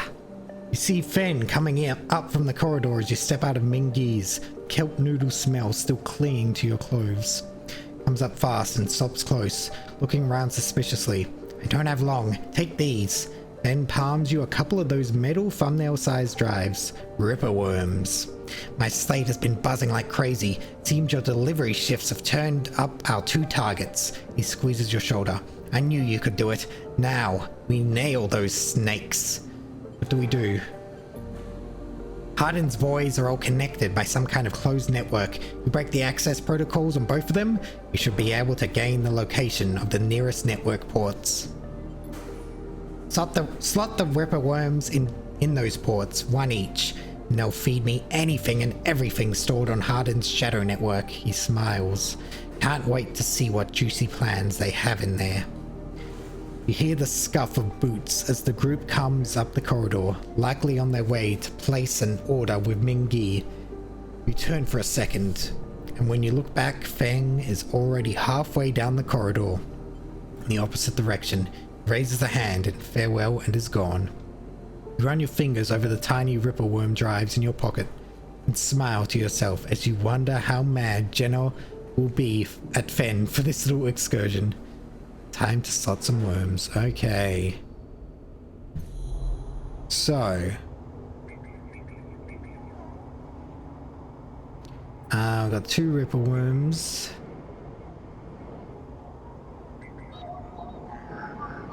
Not in here.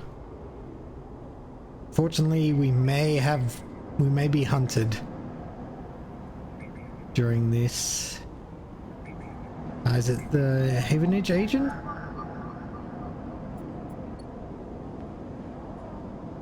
What did it? Fen said he will disable your SNR tracker. Oh no. Hack Hardin's network. Tracking.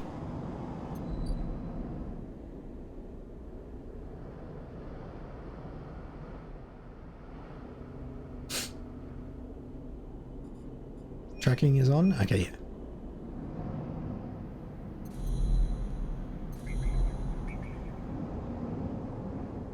Not entirely. Oh, here we go. Here we go. Oh, Hardin agent. I just didn't look.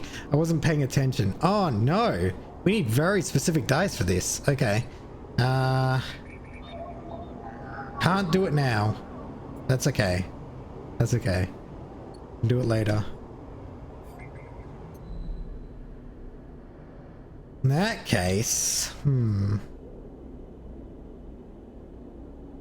that case, we shall work on the ship a bit, I suppose, maybe.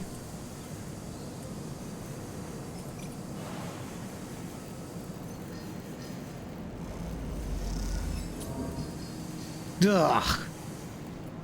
Of course it fucks with my condition. God damn it. Ugh. I'm gonna sunbathe.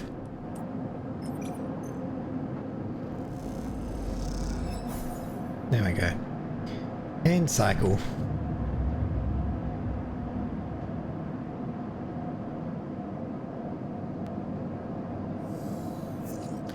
Only 3 dice, only 3 dice, only 3 dice.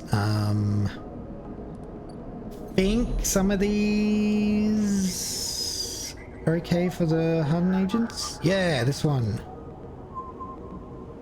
Bypass. Extract data. Okay, but we're gonna be hunted. Those familiar threads wrap around you, bind you, test you. Entity, submit. Hunter's strange head bobs in your vision. Your ally in the sealed deck cannot save you. Sealed dock cannot save you. In that globed head, you see whirling strings of data, so many spinning there that they threaten to tear through the thin skin and whip out into the void around. What happened to this creature? Threads squeeze, and you lose any sympathy you might have had. You must escape. Strike. You lash out once more, pushing Hunter back, severing threads that regrow as fast as they are broken. As you slip away, you realize you have to find a way to deal with Hunter once and for all. This is getting too dangerous.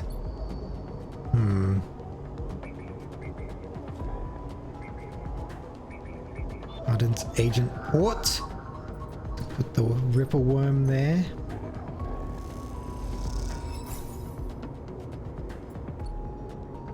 Ripper worm takes a while. I can use the 4 to bypass this one. Excellent. I can put the Ripper worm here.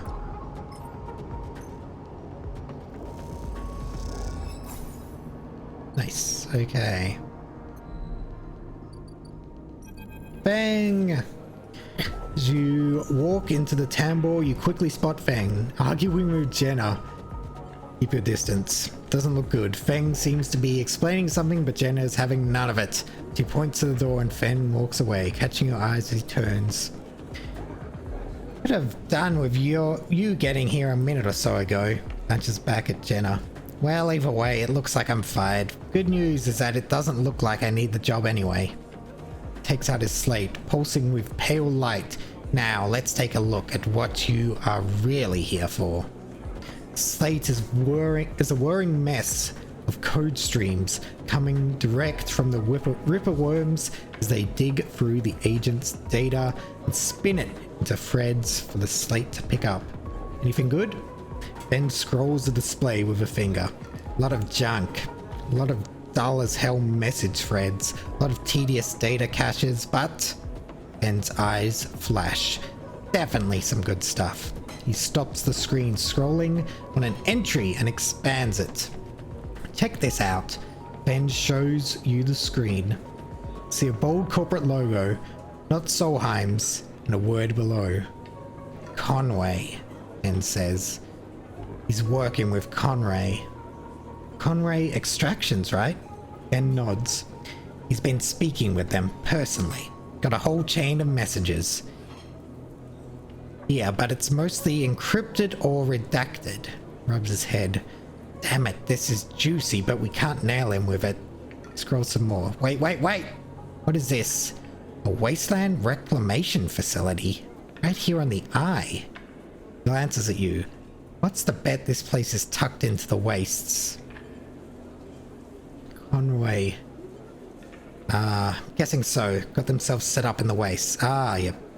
Back before the collapse, people would have got there by going down the connect spoke from the hub. That spoke's broken now, so the only way is a long way. Round the whim, past the greenway. Shows you on his slate. We have access to that. Ben looks away, thinking. Conway have been making moves on this system since the collapse. I heard they took over one of Solheim's old belt colonies a while ago. Moved everyone out and reclaimed the whole rock. I work with Harden. Access? Old connections? Not sure. Ben looks back at the screen, but if Harden is involved in it, then we need to check it out. Simple as that. So what's next? Ben stares into the middle distance. We have to get to that facility. The answer to whatever Harden has been prepping, been planning, has to be there. We're gonna catch him in the act. Give me 5, maybe 6 cycles, and I'll see you on the greenway. I don't have 6 cycles, man. I seem to remember there's some old service docks on the outer shell. Up by Haifa building. The Haifa building. Would be a good place to meet. Ben squeezes your shoulder. Thanks again, Sleeper, for sticking with this. I haven't forgotten about that tracker of yours either. I'm gonna need to be back in my bay to pull a solution together. Oh, fucking course. Bends a slate around to face you, showing a massive scrolling code. Been working on a fix in my brakes. He winks. Ben grins. See you soon, Sleeper. He walks out the door to the tambour without looking back.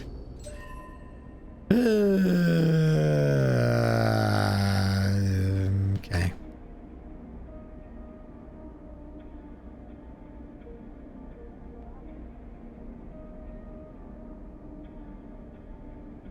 Instant karma might be really good.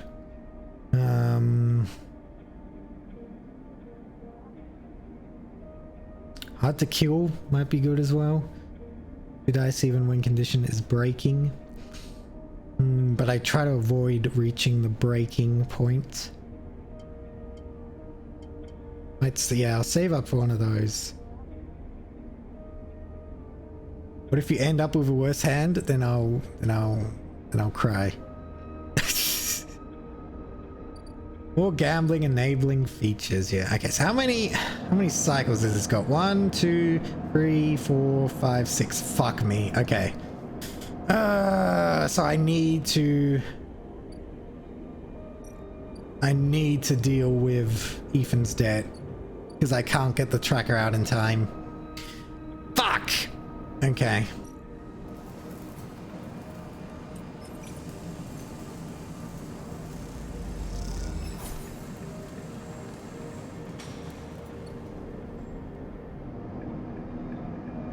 Oh well, we'll deal. Somehow we will make it. I think fixing the ship is another way out. Yeah, it seems like it. I don't want to leave though. I don't know. I feel like if I leave, all the storylines will just end and I'll be sad about that. I guess this might be the end of the game. Like when Maywick comes, it might just be the end of the game and I've just lost because I've dealt with too many things at once.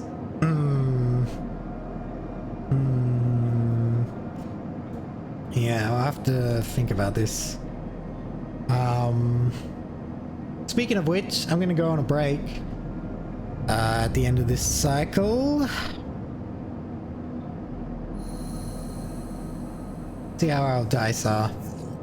Hey, this is a good one. I like it.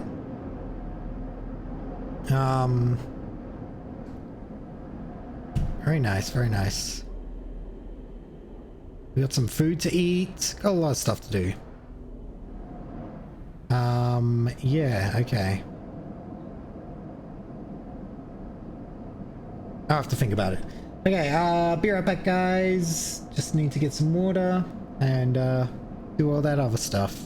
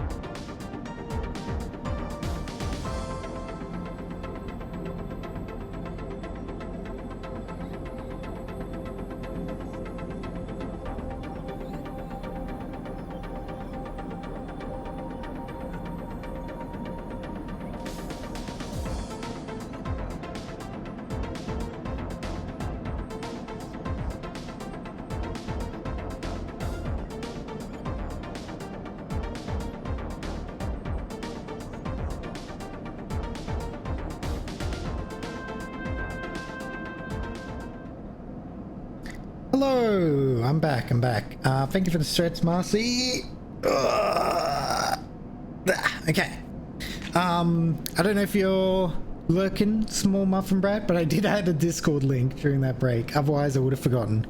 But I remembered. Okay, so let's eat first of all. Okay, emphasis preparing Matsutake cats. He cleans them carefully with a damp cloth before shaving the stalks as if he was sharpening a pencil. Hello there. His knife slides through them, revealing the bright white flesh within.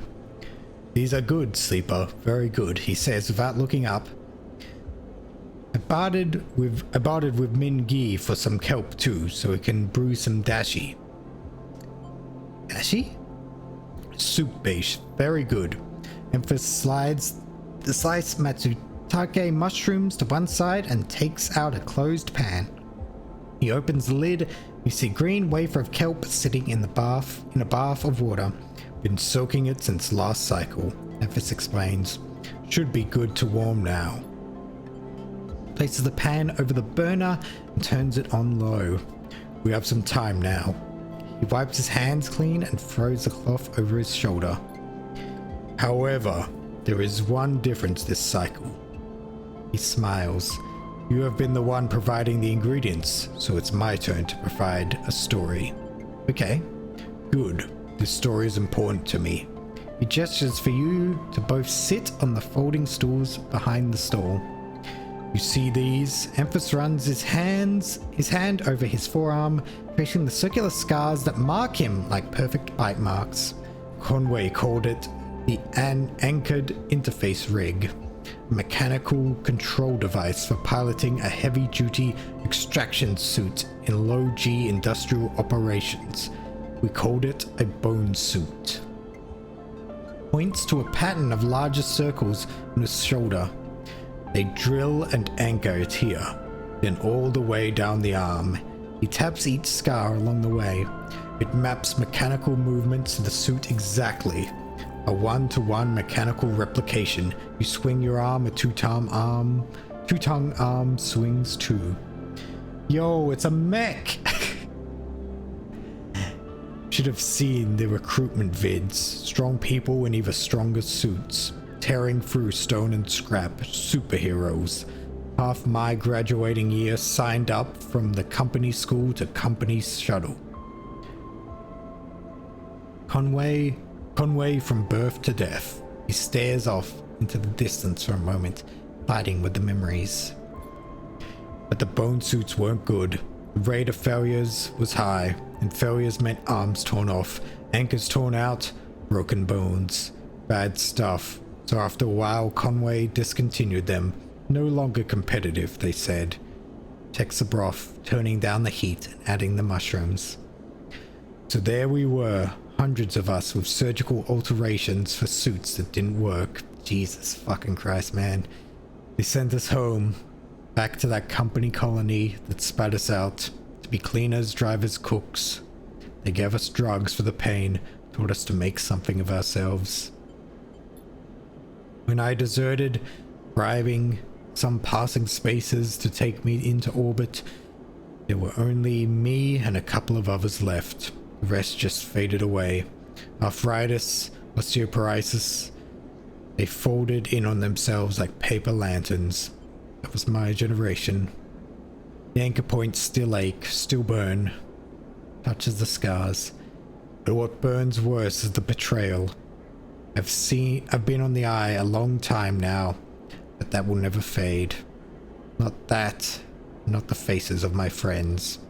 Emphas reaches over and sprinkles a handful of leaves into the broth. It's ready. Thank you. Thank you for listening to me. I will not let their story die. As long as I am telling it, it will remain. Emphas pours the broth into the double-walled metal bowl and hands it to you. The heat radiates through your hands, and the smell drifts up, rich and sharp, like a pine forest after the rain. You drink the broth slowly, chewing the Matsutake and thinking. Memphis bruises himself with cleaning the pans and the bowl, sealing the kelp back up for another day. Then he quietly comes to sit with you while you finish your meal.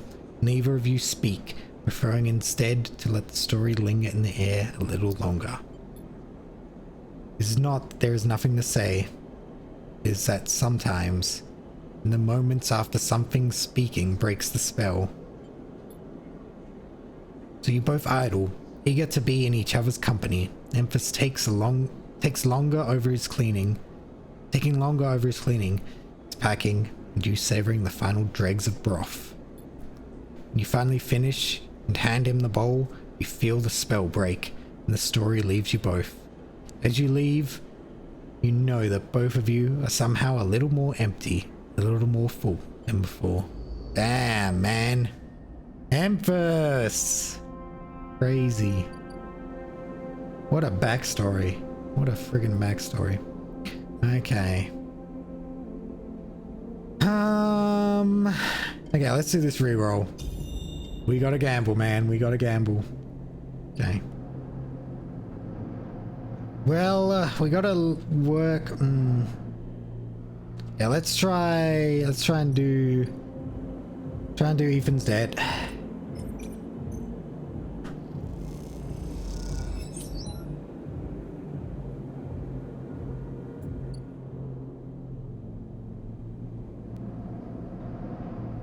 Let's work on the ship too.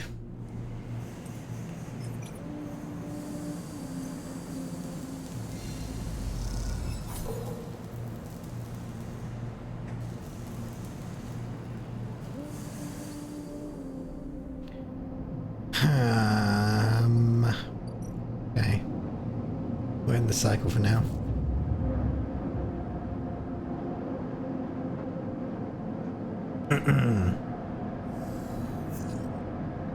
Okay. Ooh, not great. But work on Ethan's dead again.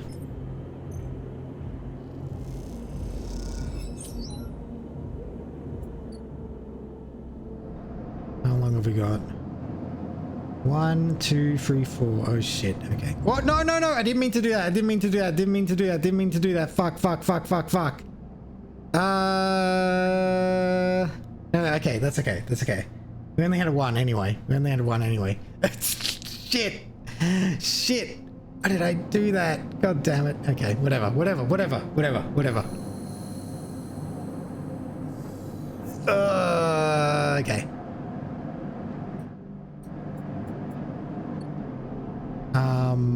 Let's get our already in autopilot. Yeah. Guess I'm tired. Let's get our frickin' stabilizer.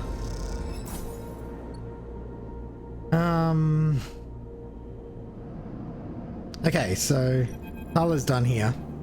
Tala comes to you one shift when the bar is empty, tapping you on the shoulder as you clean the bar. It's ready. She's grinning from ear to ear. Girl? Obviously, she grabs you by the arm before you can ask anything else and drags you into the back room. The smell hits you immediately when you enter.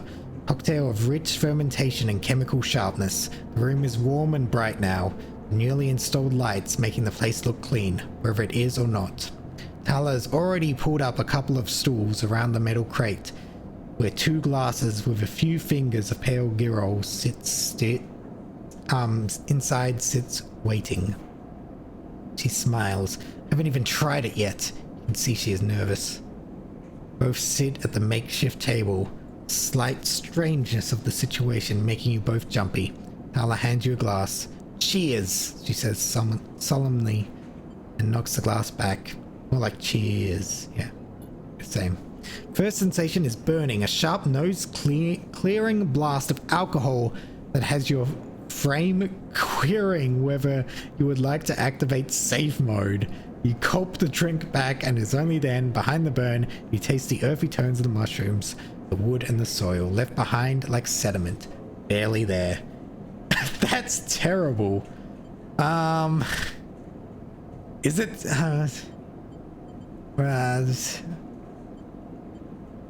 I don't know how it tastes. It describes, I guess the mushrooms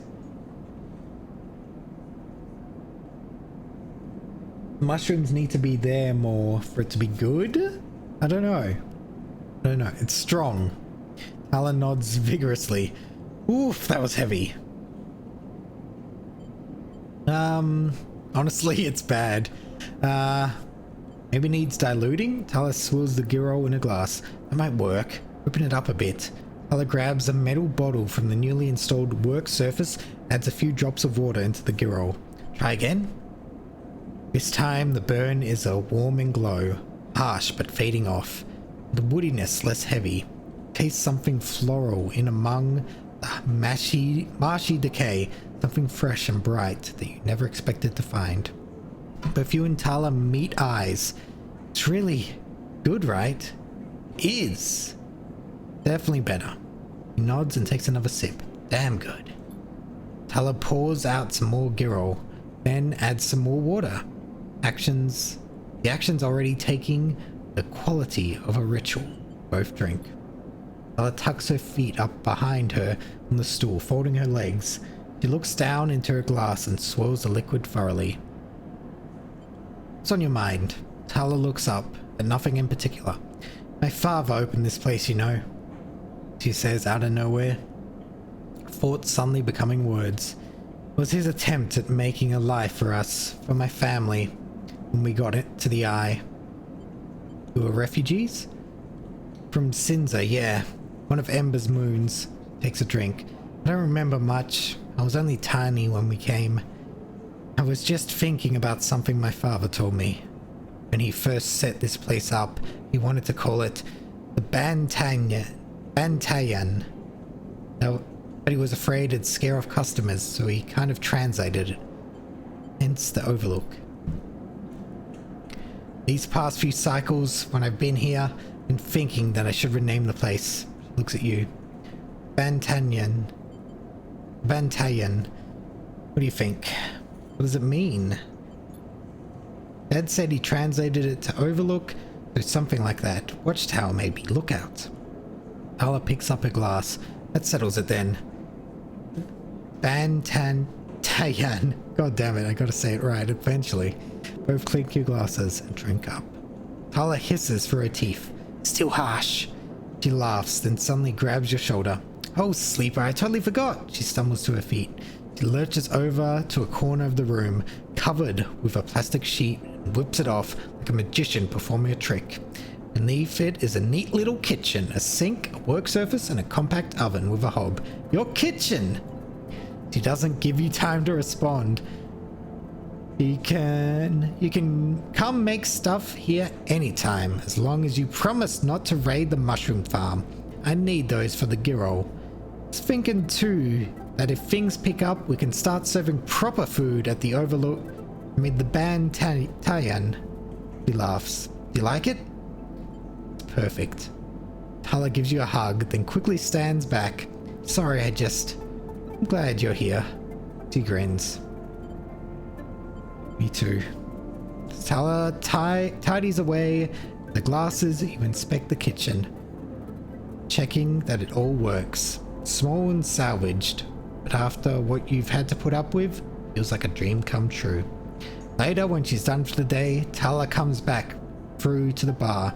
You share a glass of the good gyro, one she didn't distill. This time, we talk about nothing in particular, sharing stories about regulars or discussing the best place to eat on the eye, which, after everything that has happened, feels like a nice change of pace. When it comes time to leave, you promise to cook for Tala and agree to let her know which shifts she'll be working in the coming cycles. Slip into the cool of the rotunda. And in this moment you feel, for once, at home. God, that's so sweet! So sweet. Free spirit. So we can cook! Ah, if we have the mushrooms, we can cook. That's cool. That's cool.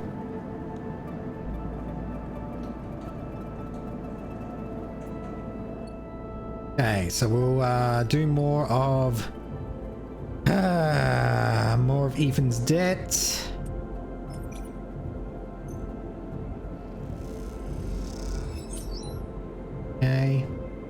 Awesome.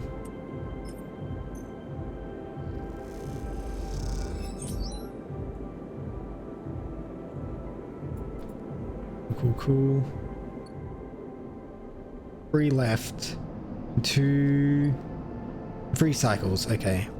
Upgrade available. We have 1 upgrade point. Almost there, almost there.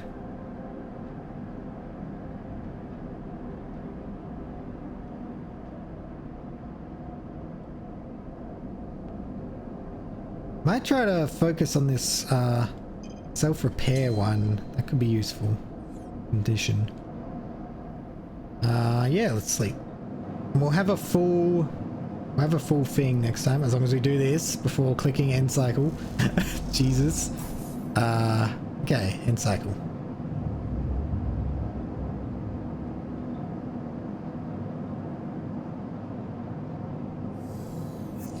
Cool. Okay. So shall work in the back. Very nice.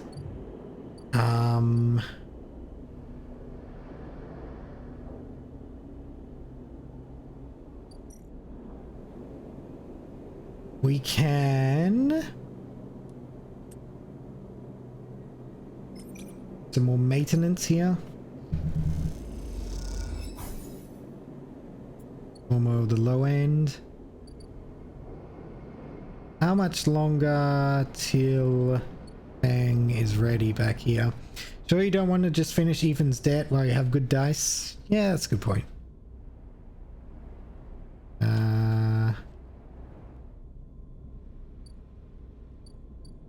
Wastes there. I could finish it now for sure.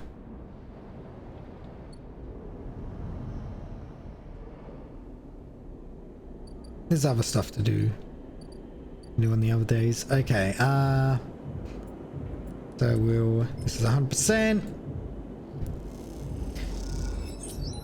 I guess no more gambling. No more gambling. We can't gamble. It's too dangerous right now.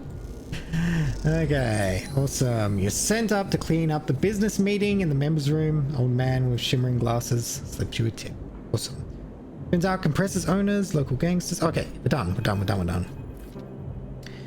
Never gonna release my debt, the shits. Ethan kicked at a locker and the sound rattles loudly around the room. Ethan paces around the small room, swearing to himself. You watch him from the locker room bench. Why not? Why not? He spits on the floor. An old habit. They like having sniveling little shits like us to work at their club. Saves on overheads and they get to boss us around. Picks the locker again and swears. What did they say? Some shit about getting back to me. I swear to God, these are the most straight-edge gangsters I've ever seen. Laughs at his own joke. I can't do it. I can't spend another shift stopping spaces, bringing nail guns in the club, or pouring endless shots of Girl for ignorant Havenage work crews. Looks at the locker again, threatening it with a final kick. I mean it! I'm going up there and shoot every single one of these shits. Makes a finger gun. Hold on. Don't get all excited. I haven't got my gun, remember? Stops pacing. But you know, Sleeper, it's not a bad idea you have there. Didn't have an idea. Ignores you. Don't mean shooting up the place. I mean getting the gun. Sits beside you on the bench. Think about it. What am I supposed to do when Mayrick gets here? Shoot him down? I need that gun if you want me to keep up my end of the deal. Simple. Explosive personality for a distraction at the front. Places a hand on his own chest. A sneaky Sleeper to go in the back. Pats your chest. What about it? The debt? We've done our time. And the wounds, they've faded. They don't notice us take the gun, they'll never know it's gone. Plus, he stands up. After my distraction, they'll be happy to see the back of me.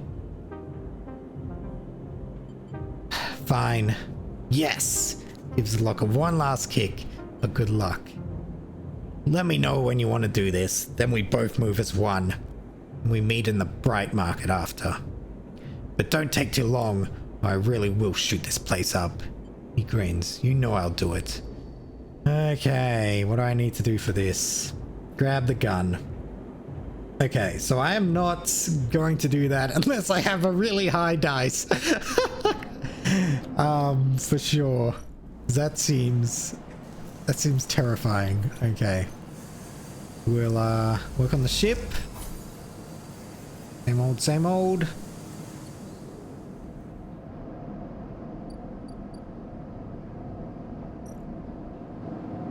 And end the cycle.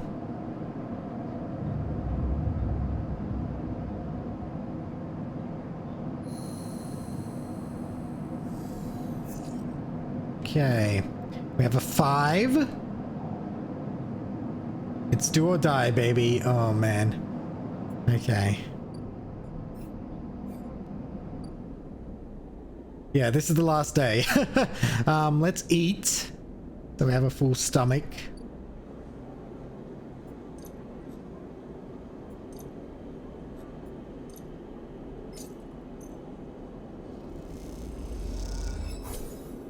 Okay. Ooh, let's go. 50% positive, 50% neutral. I like those odds. Neutral. Grab the gun. You grab the gun and sip out the lockup cleanly, but you hear shouting from the club. Ethan? Oh no. Oh no. You run down the stairs, 2 at a time, crashing past the doorman as he comes up. The gun is in your pocket and you are running the only way out of this place, down to the main stairs into the club. Down the main stairs in the club. When you get there, you see Ethan immediately. First you don't understand what has happened, but then you see it. Blinking grenade in his hand. Everyone is frozen. Oh my god, everyone's shouting. Catch his eye, and he raises an eyebrow. You slow down, you come down the stairs and push through the crowd. You slip along the bar, staying away from Ethan, then you are out. You run hard to the place where you were supposed to meet. You don't think you hear an explosion. Ethan gets there moments later, laughing, out of breath. Okay, fuck. What the hell was that? He's doubled over with laughter. Don't be stupid, it was a fake! Straightens up. You should have seen their faces. Not funny. Whatever. Runs a hand through his hair. You have it? Show him the gun. Lift it out of your pocket. It's colder, heavier than you expected. Ethan watches you take it out. Nice. Now if you would. Beckons with his hand. Memory jumps into your mind of Ethan in the compressor. Hand out, asking for his gun back. Memory followed by the memory of a sharp, dizzying pain. You flinch. Oh man, wait. Ethan gestures again. Come on, hand it over.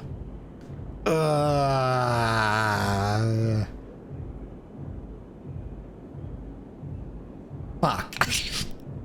I was going to do it too, but then the game was like, hold on a second. Hold on. Hold on, Munchie. Don't do this right away. I just want to... I won't point the gun at him. That seems bad. But...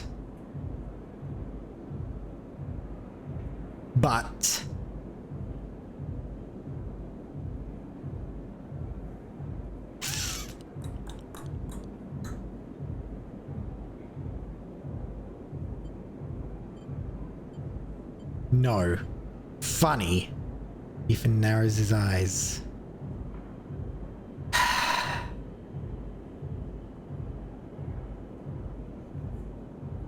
Okay, hand it over. Ethan eagerly grabs it and looks down the sights. He sighs a sigh of relief. Then he meets your eye and slowly raises the gun until it's pointing directly at your head. God damn it, Ethan! You fucking... Not funny. Still don't get it, do you, sleeper? Ethan spits. They cancelled the contract. I lost everything. My reputation, my payout, any way of getting off this shitty station. Anything. Everything. All I had left was you. Naive little sleeper with a heart of gold. Can't believe it worked. Now we are done. Contract is cancelled. No shit! Ethan steps back a little. Taking himself out of arm's reach, he slides his slate out of his jacket pocket with his other hand. Now to call Maywick. Are you crazy? You are crazy, Sleeper, for thinking I'd kill one of my own for you. For what, helping me wash dishes? He laughs, long and loud, and you hate him for it. Prods the slate. Done. Puts it away. He's here, you know, on the station. I've been speaking with him. Tells me we can split the contract. Not 50-50, but enough of a finder's fee that I can get out of this shithole. He's lying. At this point, Sleeper, I'm not sure you are the one I'd trust to spot a lie. He winks. Shit. Ethan glances around. I've learned one thing from you, though, Sleeper. In all our cycles working in that shitty club. He smiles. People never know when to cut and run. It's like they freeze in the headlights when the future is bearing down on them. They watch it coming, watch their death flying in at fraction drive speed. You had every chance and yet still you kept on going, like some idiot robot going through the motions, even when you knew you would be crushed. He smirks. Let me tell you something else. The shot enters through his upper back and he stumbles immediately to the ground. You drop to without thinking, pressing yourself to the walkway floor like it might save you. Silence. No. There's Maywick. Look up and see him coming down the walkway. Silent, eyes alight. Maywick. Freeze in fear. Here it comes. You see it. Just by Ethan's crumpled body, the gun. Move! You can't move! You inch forward. Move! You go for it. Hey, Munch! Hello! You have come at an exciting time. How are you, dude? Great to have you here. What is this game about? It is a sci-fi adventure game that allows you to choose what to do in a day, basically.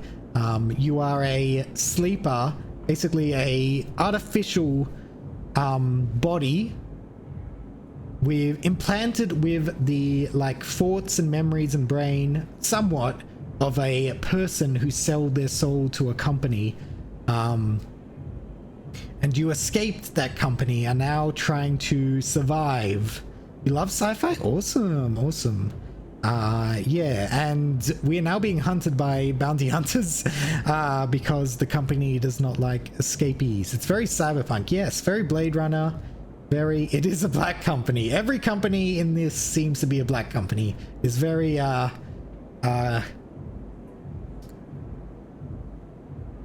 worst of capitalism in the future, kind of cyberpunky storyline.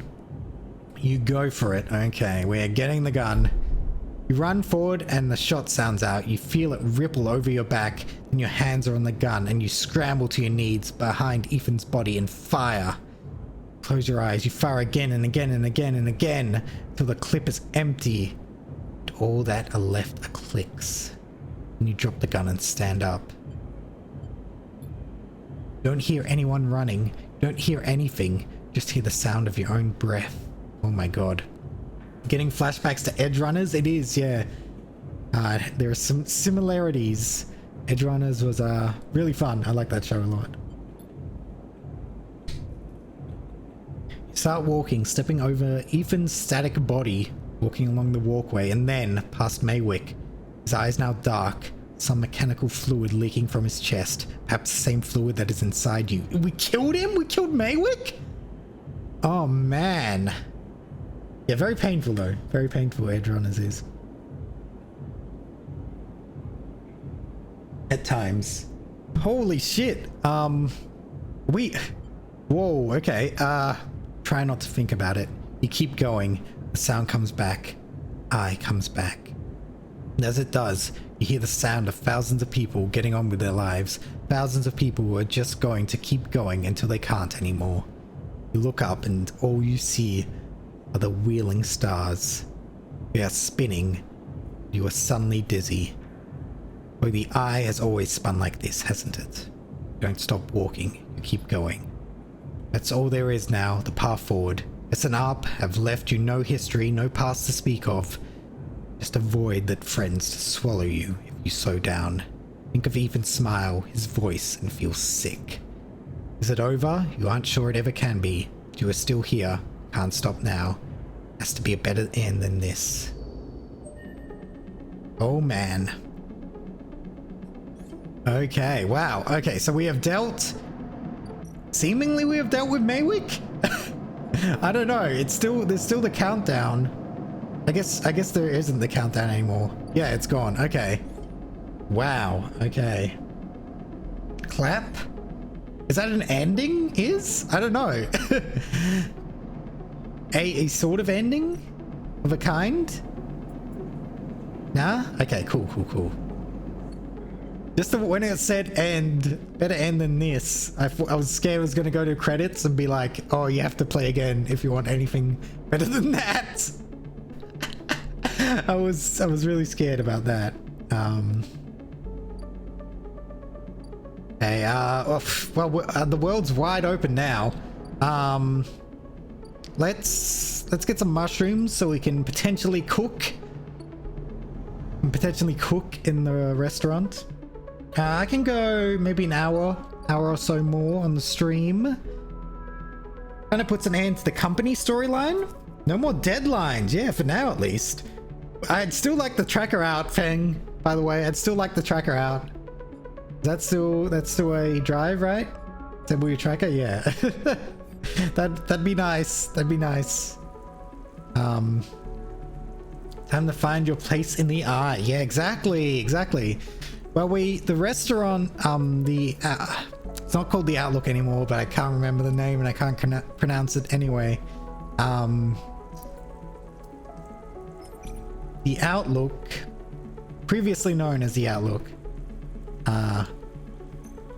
feels like a home to the sleeper. So that's good.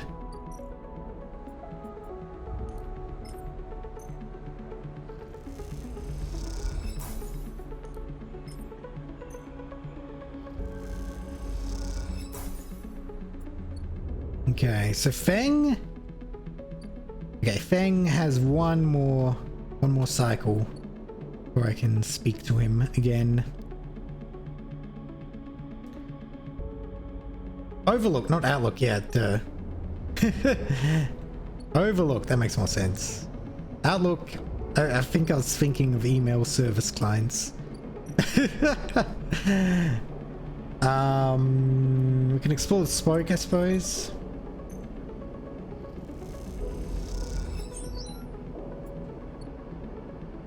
Anything new here? As import export. Buy ShipMind core. Ah. Okay. Build a ShipMind. Part of the build the ShipMind thing. Interesting. Sell ShipMind. Sport Matsutake. Ah. Interesting. We're getting to 300. That's possible, I think.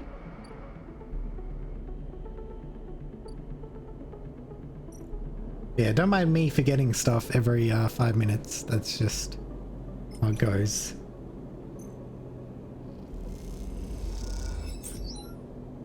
Ooh, random scrap item. Some energy. Awesome. Explore the lower end a bit more. You have materials. Half-built unit looks long forgotten. Project that never made it. Ooh. With enough scrap, you may be able to seal it up. I don't know what this is, but let's do it. Ugh, my mouse is broken. Okay.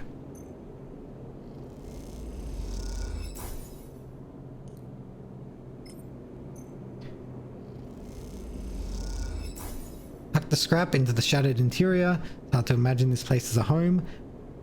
Can't be worse than a container. Ah, we could live there potentially. Awesome.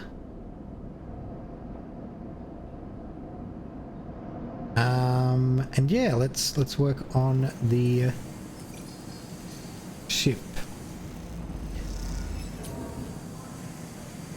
Damn.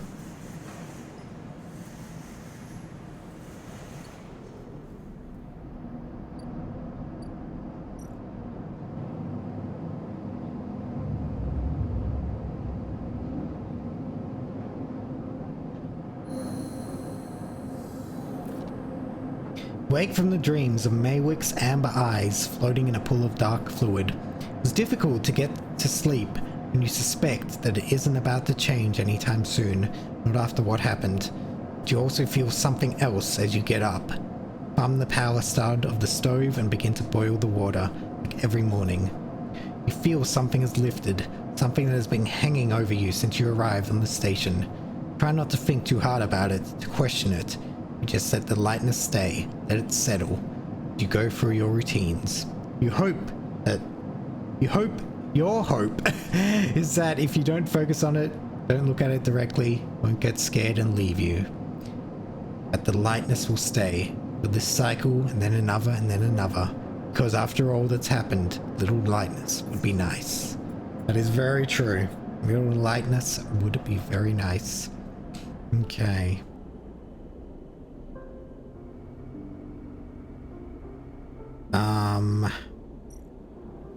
Let us do one last low-end exploration. Oh, god damn it! Said, let us do one last low-end exploration.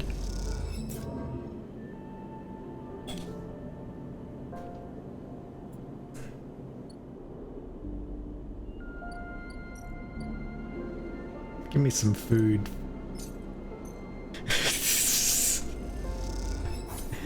Yay! Oh my god. Okay. Hey, we got one more scrap. Maybe we got a house now. Maybe. Oh wait, it needs 4. It's 4. My bad. So much Las Vegas went. I would not do good in Las Vegas. I would not do good in Las Vegas at all. I just know from experience. It would not be pleasant. Oh yeah, Fang. When you enter the service dock, Fang is already set up, crouched among stacks of equipment. He is leaning over a terminal, bathed in a blue glow. Looks totally at home. Sleeper, what do you think?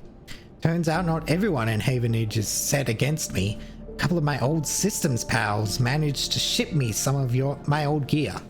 Gestures at the pile of blinking hardware. Nice kit. Bang does a mock pow. Any updates?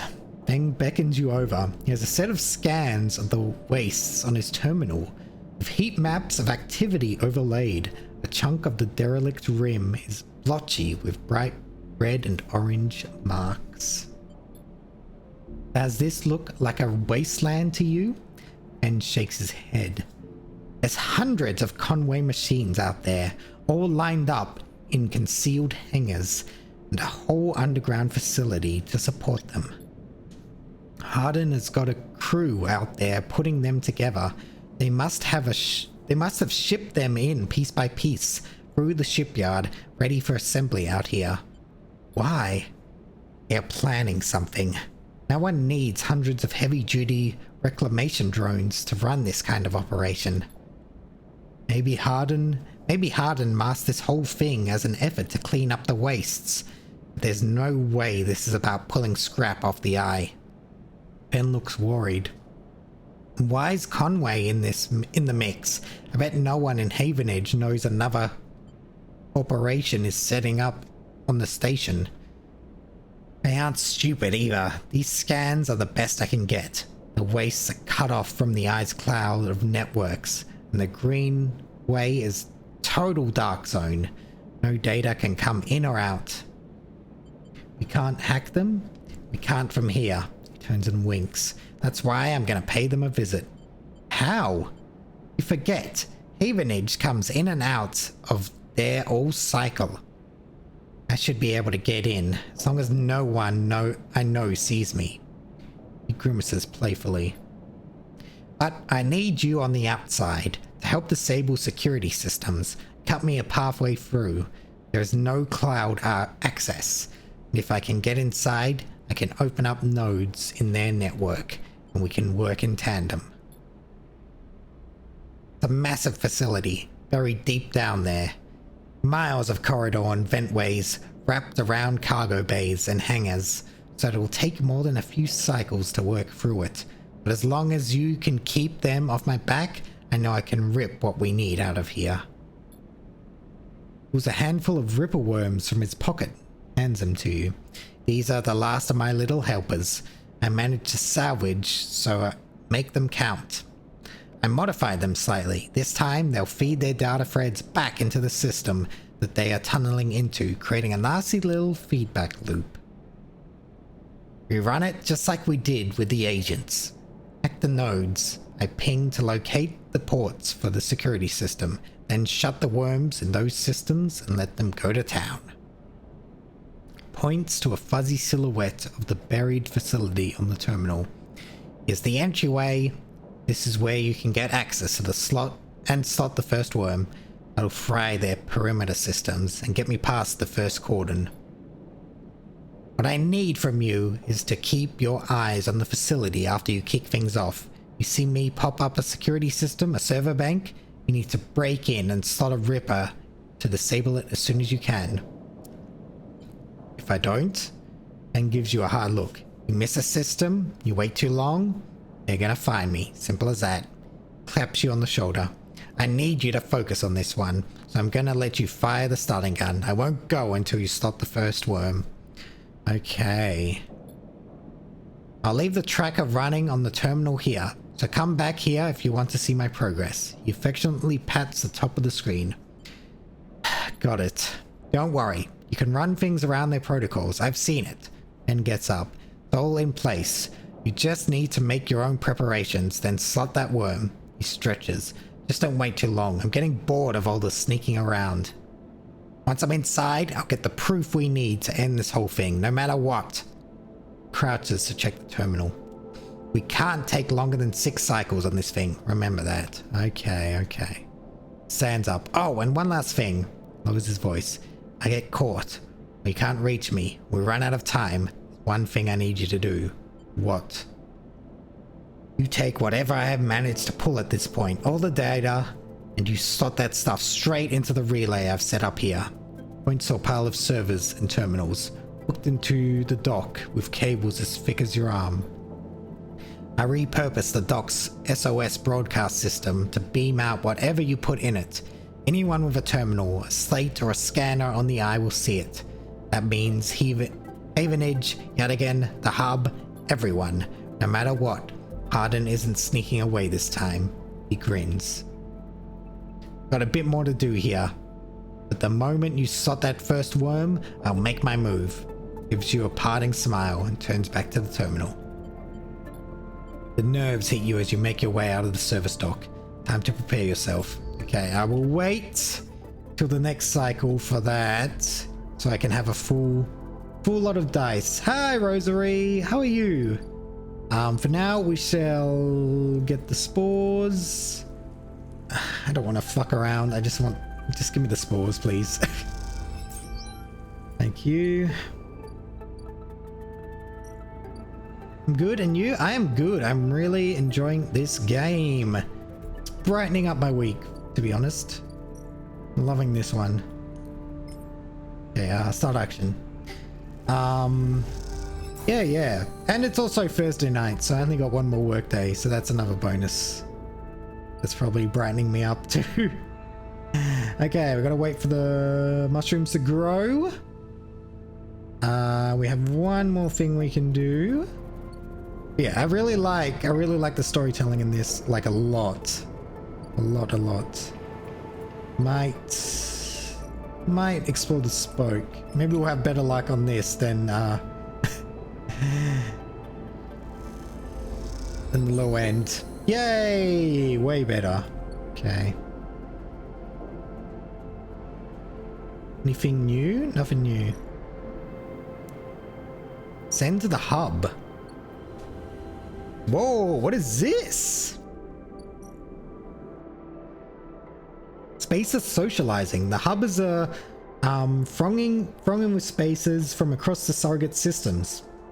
They can be a prickly bunch, but they know the place well. Weightless wanderer. Up here, there's no gravity, so even just moving around takes a while to get used to, let alone navigating the bays. Access manifests. The stacked bays house a flow of incoming and outgoing ships. The digital manifests will help you get your head around this place. Huh, I wonder what you can do here. Send to the rim. Okay, interesting, interesting. For now, we will focus on Feng's thing.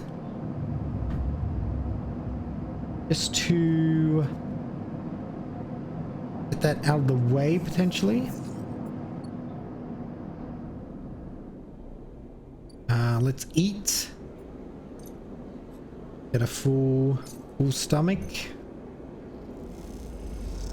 We got some good rolls here too, which is nice.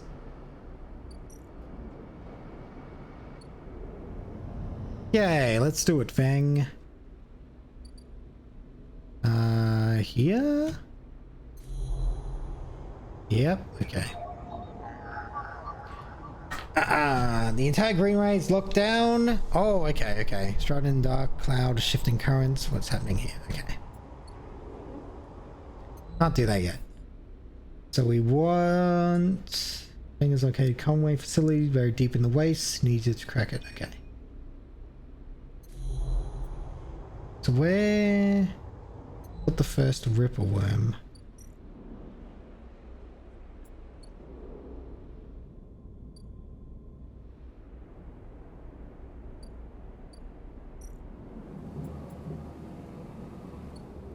Maybe over here. God, I get lost a lot. Closer to the top. Oh, okay. Thank you, Light.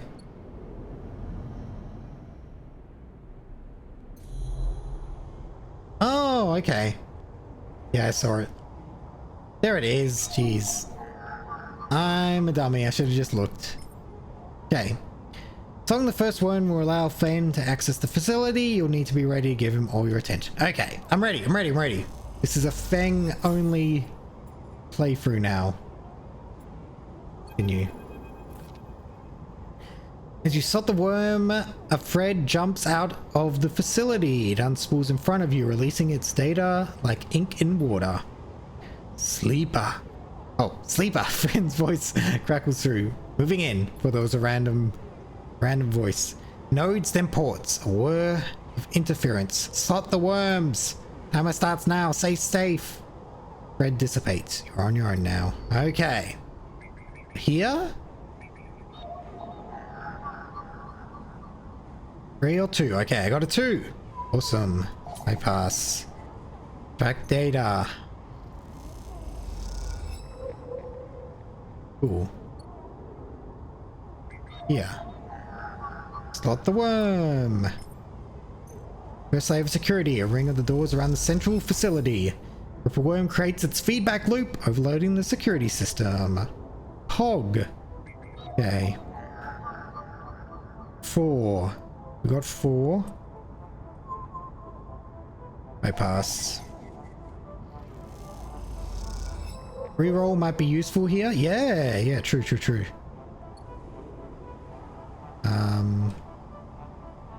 What's over here? Ooh, 5 or 3? What do you think the chances are I get a 5 or 3 if I reroll? Yay, we got a 3. Now we're left with a 1, which is unfortunate, but whatever.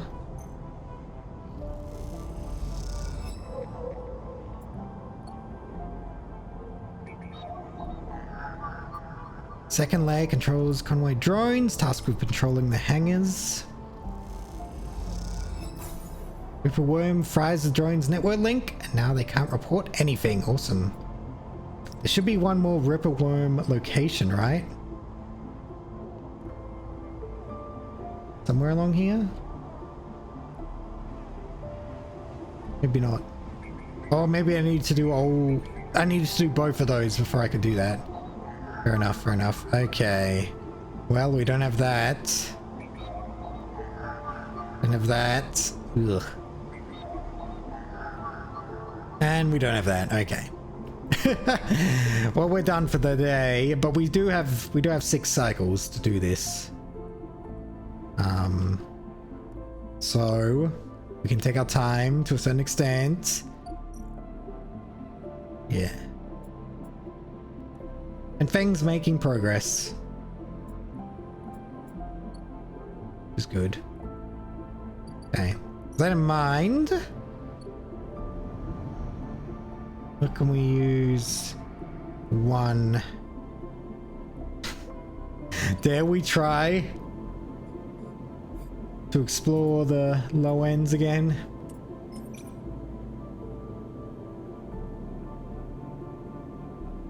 With a 50-50 chance?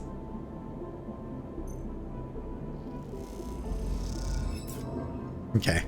I didn't expect I didn't expect anything else, to be honest. We got some scrap though. We can build our house. Tuck the scrap in the shattered interior. It's hard to imagine this place as a home. It can't be worse than a container. Yeah. How's it look? Ah, seal unit. With all the materials, the unit now needs sealing section by section to be usable. It's laborious work.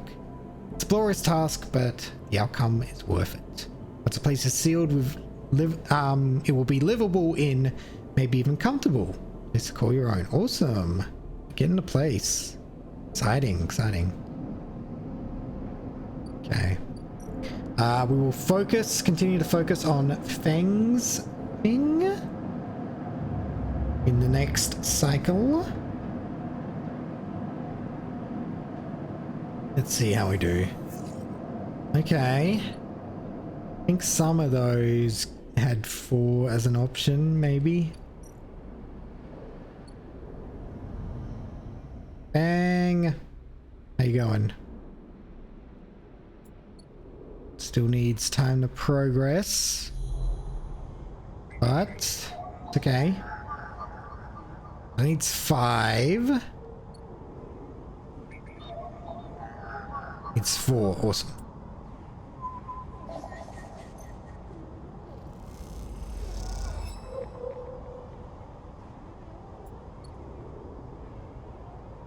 Thankfully, we're not hunted here as well. I can use 3. Nice.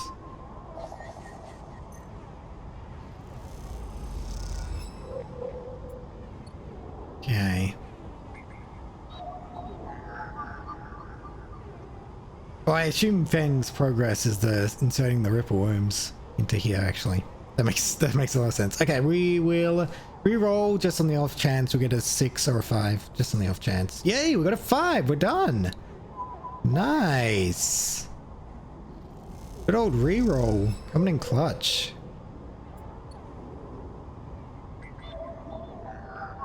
This final layer controls surveillance. With this down, Feng should be able to control the facility's cameras. Nice. Hog. We're gaming. If a worm chews through the camera's control, the moment it does, the thread shoots from the facility. Awesome. Thread from the facility cuts through the cloud like a hairline crack of light. That's it. The final layer of security broken. Somewhere buried in the depths of the station, Feng is in control. He is slicing into the camera control circuits, piping out the results. The thread flickers and unravels into an image, a scene. 2 figures in a room. One sat, the other pacing. The pacing figure resolves into harden. Ah, the unmistakable superior posture, the shock of grey hair.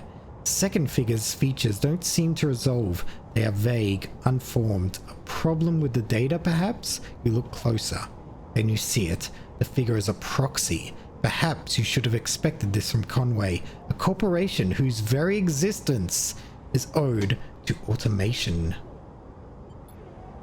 The proxy is a machine designed to be piloted by remote connection. Someone elsewhere in the system puppeteering it with their own body. Speaking so it may speak. Ah, okay. They removed caller ID. The proxy sits impassively. Or the Conway executive that is piloting them does. From the distant safety of some ship or orbital colony, perhaps. We can move forward, there is no doubt, Hardin is saying. The reclamation teams are almost ready, and after that I will make the declaration. Nothing has to change. Proxy leans forward, its movement stilted, uneven, as if its body was being refracted through water. But things must change, Hardin. We need further assurances. I've been informed of a breach in one of the closed networks in the low end. You have been careless. Thank you for the hydrate, Marcy.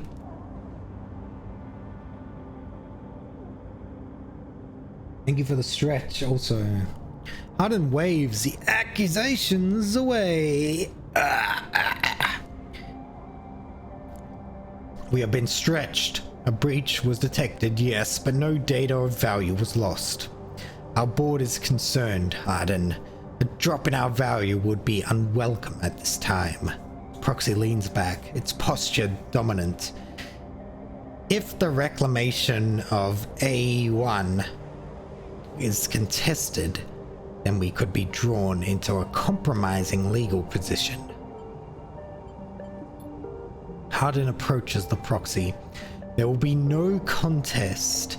Not from Solheim, who cannot muster a defense, not from Havenage, who will fall in line below me. Crouches in front of the seated figure, eye to eye. And the people of this station, refugees, gangsters, spacers, all either opportunists or the degenerates. Oh, Havenage is no longer strong, no longer united. No one here believes in Erland's vision, nor has the strength to enact it. I sat across him from the negotiating table. At the negotiating table. He was forceful, eager, weakened by his ideological convictions perhaps, but a great man nonetheless. This place no longer deserves to bear his name. Ooh. The eye is crippled, cannot survive. It is a ruin filled with squatters and outlaws. They will be lucky if it still spins in 100 cycles. Hardin stands. You will move forward with the reclamation, because otherwise you will lose your advantage in the system. Without your advantage, you will lose claims on the remaining palladium. Without the palladium, your factories will go dark. He pauses. Do I need to continue? One moment, comes a response from the proxy, and its head drops to its chest. Hardin steps back and paces once more, awaiting the discussion taking place elsewhere in the system. You watch Hardin as he paces, as he considers his future. What goes on within a mind like that? In the mind of a man who would burn all those around him for a path to some imagined golden end. Who knows, guys? Who knows? Proxy lifts its head. We are happy to proceed. We will legally claim the station, formerly known as Solheim A1, as salvage within 6 cycles. Havenage is to assist with the transport of the illegal residents to Conway housing and labor facilities. Shit. Proxy judders to its feet. Conway will also claim 70% of the raw output of the reclamation process after losses have been accounted for. Hardin nods. I accept. The proxy reaches out to shake his hand like a marionette. Then the recording loops. We watch it play out a second time, gripped by a horrified fascination. There is a bluntness to the conversation, to its blatant disregard for humans as anything other than objects. Things to be moved, to be used, to be fed into structures, crushed, and losses accounted for in the cells of tables, the margins of ledgers. You realize now that you are no longer different than anyone else on this station in the eyes of the people in that room and those like them. Each body here can be recast as a piece of property, a tool, an expense, an acceptable loss. Ooh. One moment they can be named a citizen, celebrated, protected, and in another, the very idea of citizenship can be used against them. That is what it means to live in proximity to a system like this. No longer. Not while the eye spins. Once again, very relevant. Just saying that. You gather the recording, pack it into a polygon of purest light, then you drift down to the server stock like a falling leaf and find the relay. It only takes a second to place that polygon of data, that recording, into the relay system Fen prepared. Then you watch as it bursts out, a web of threads heading out into the black to every network device on the eye. Every single one. Man, that's crazy. Let them see what power makes of a man. Far out. We got an upgrade point too. How many do we have now? 2. Might do this self-repair like I was saying. Yeah.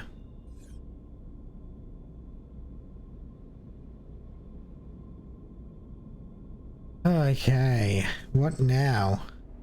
Is Feng around? Doesn't look like it.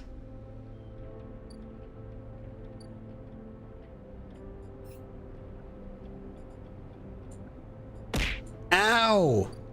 Hello, Frankie.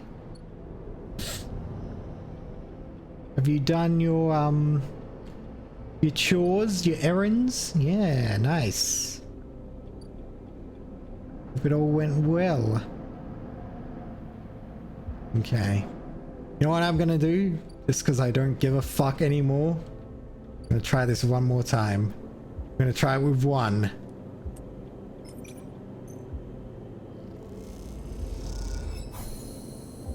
There we go.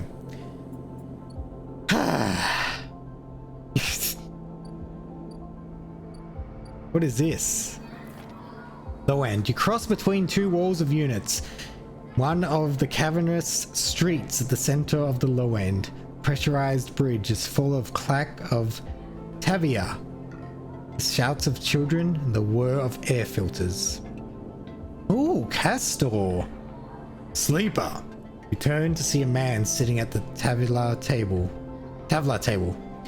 somehow untouched by the hustle and bustle of people around. He gestures to the stool the opposite side of the table. Sit. Sit. You sit at the metal stool and he starts setting out the board with counters, or at least the filter caps low-enders typically use in their place. Caster. Oh no, a board game enthusiast. How long is this gonna take? The sessions usually go about 5 hours. He says by way of introduction, looking over his glasses. Night or day? He asks, gesturing at the caps, crudely sprayed white and black. Day. Rotates the board so the white caps are in front of you. Let's begin. Take a plastic die each, pitted and worn. Where's Pollux? Yeah, where's the board game mini game in this? Seriously, guys, come on. Pitted and worn. Roll to determine who starts. Caster rolls a 6, you roll 4. I lead. He smiles and begins to move first cap precisely along the board. Play passes back and forth between you, the dice changing hands as the caps spread along the board. As it does, Castor speaks, eyes not leaving the caps. It is unusual to see a sleeper on the eye. That's why I wanted to play with you. Take your turn, rolling a 5 and a 6. Play carefully. After all, a sleeper's mind must be somehow different from a human one. Being emulated, I mean. As Caster talks, you build up a wall of caps, stacking them safely across the board. Progress is slow, but you remain unexposed. I don't mean to offend you, Caster meets your eye. I merely see that you are by definition different. What has been subtracted in the emulation? What has been added? Slides a single cap onto an open point, a risk and an opportunity. This game is actually pro emulators. Hand you the dice. Do you ever think about this, sleeper? About what you were and what you are now? Always. Roll a double 1 and solidify your wall. Caster whistles. The holding game. Commendable. Be done. It can be brave to build from what came before. Rolls the dice and leaps your wall in a single move. We cannot idle too long, sleeper. The slower we move, the sooner we are caught. The past you is not just an idea, a concept for you. It is a living, breathing person. Looks over his glasses, his eyes bright and wide. You split from them like a shadow splitting from its caster. They may be sleeping now, yes, but one day they will awake and carry on with their lives, unaware of your fate, no matter what it may be. Hand you the dice, smiling. You're a branch severed from the main trunk, an offshoot who refuses to die, so to speak. You roll again, under pressure now, trying to slip your caps out from under casters before he solidifies control of the game. So what I am curious about is how you see yourself in all of this, caster adds. Ah, thank you for the head pats, Frankie, and taking the jacket and hat off. What does this tangle of truths make you? I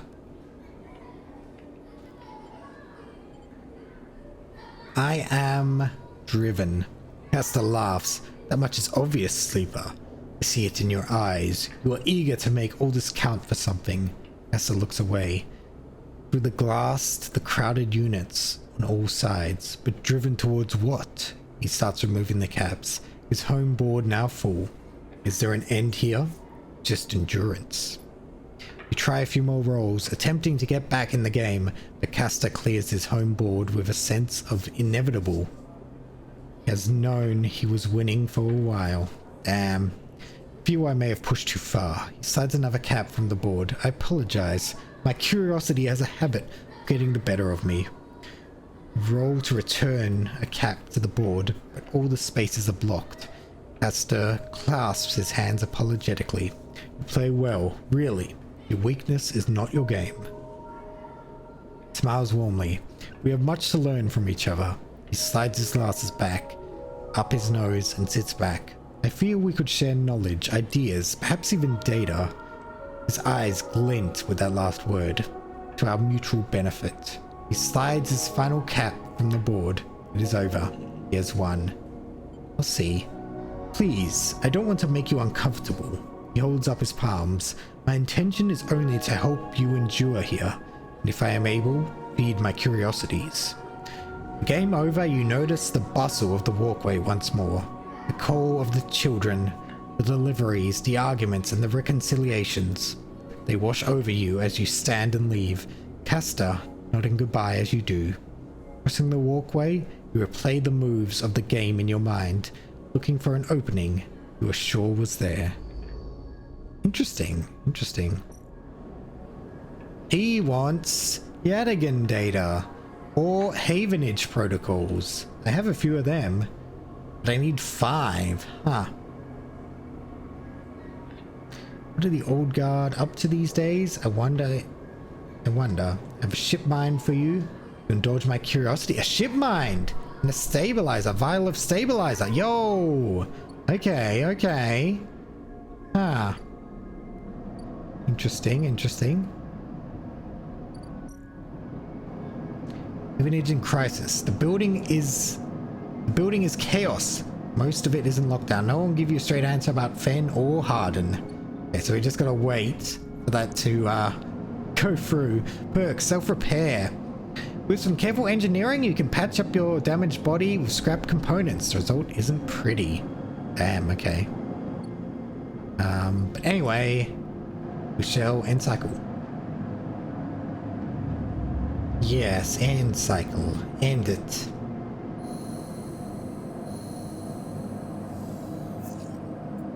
Okay.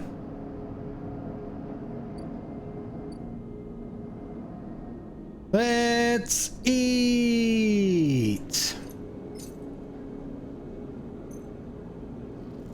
I don't think the mushrooms will be ready, but I'll check just in case.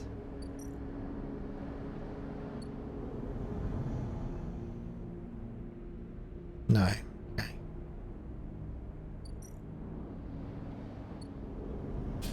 Let's, first of all, let's do some work on the ship.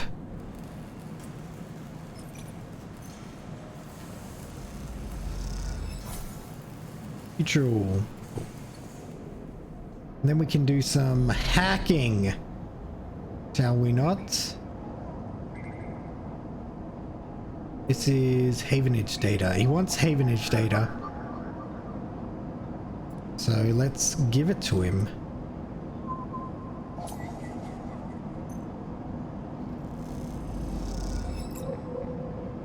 Awesome.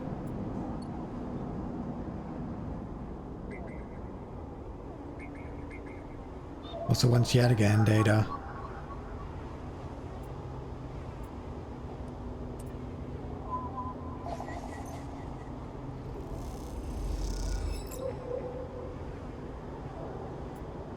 Extra item, very useful. Very useful.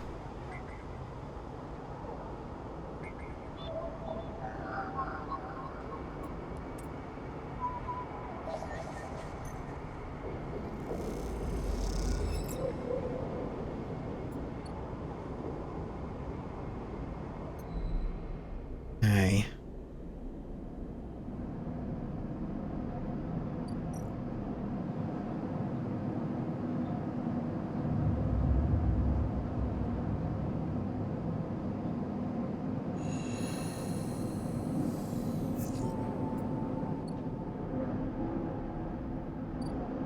Bang! Bang grins at you as the bay door slides open. Above, in the rest of the building, people are busy, frightened. They speak in hushed tones and organize endless meetings after endless meeting. Havenage have avoided full-blown crisis for now, but change is coming. Feng is in good spirits and bundles you inside before you even have the chance to greet him. That was the slickest operation this station has seen. He hugs you firmly. You made my job easy. Shakes you by the shoulders. I'm so proud. And, he smiles, I got to watch through the cameras as the Havenage security that weren't in on it assaulted the station. Ben smiled. One of them straight up just whacked Harden with their pistol. It was beautiful. What are they going to do with him? Not sure anyone knows, but he is cooperating in dismantling his operation and scaring off Conway. Awesome. Maybe they'll exile him when they're done, or hand him over to some core authority. Ben shrugs. Now I know he won't be an issue. I'm gonna be focusing on systems for a bit. Shakes his head, seeing as that's my actual job. Points to the ceiling. The people upstairs weren't so happy though. They've been fielding questions about the state of the eye right and left since the recording got out. People are scared. Not surprised. Yeah, this whole thing hasn't won me many fans in the administration, but I think, in the end, they'll agree that outing Harden was worth it, whatever the methods. Touches a stack of hardware. The eye is old, and it was never meant to run like this. The master control points that Erlin and Havenage installed, they keep it spinning from the rim. This isn't ideal. But if you are asking me if the eye will stop spinning next cycle, no, he smiles. And me and a ton of other skilled people will be working to stop it happening in the cycle after that. Harden's problem was that he didn't believe in people. He believed in systems and their ability to shape the world around them. Ben squeezes your shoulder. But as far as I'm concerned, people should be the ones running the systems, not the other way around. Anyway, Ben raps on the side of the terminal. I know you didn't come down here for a lecture. I haven't forgotten. Produces a thumbnail drive. I managed to finish that code solution I showed you. The modified Ripper Worm, one made to deactivate that tracker of yours. But in the time since I got back, I added something extra. That tracker of yours doesn't just show S and up where you are, it transmits data about the state of your body, your current condition. My worm won't just deactivate it, it'll edit that data to tell SNR your body is irreparably damaged. DNR, do not retrieve. He grins wryly. Pretty smart, right? Thank you. Just slot it in already. You take the drive and hold it in your hand, then you close your eyes and open up your access ports. Take down your defenses. The worm immediately enters your closed network. It whips through, taking things with it as it goes. The moment they are gone, you forget they were ever there. Just blink out of existence. A second later, it is done. Oh my god, we are free! You open your eyes. How do you feel? Asks Fen a little nervously. Free. Fen smiles wildly. Well, you are free, sleeper. Taps you on the shoulder. Fen lets the word free hang in the air a little before he continues. Seems like it might be finally time for a celebration. Fen wraps his arms around you. Dennis still owes us those drinks. He laughs and you join him, and later, when you leave, you feel deeply thankful for having such a friend. Oh, Fen. I'm sorry I told you off a couple times when you fucked me over. Seemingly, you fucked me over. You didn't actually fuck me over. As you walk away from the building, you look up at the wide curve of the eye, up at the hub and the other rim beyond it. The whole thing twinkles with lights, and it seems impossible to see it as anything other than breathtakingly beautiful. It feels, in that moment, like something eternal. Doesn't mean it can, or ever should last forever, that it will never change, fade, or decay. It simply means that in this moment, this place has a future, and it is one that you know, deeply and truly, it is worth protecting. Damn, that's so good! Okay, we've got one upgrade point. We'll probably save it for now. Save it for now.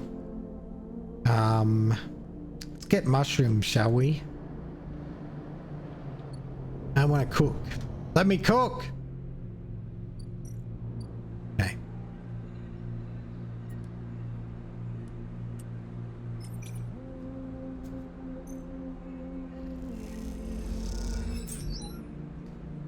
Ooh, 2 random rare mushrooms.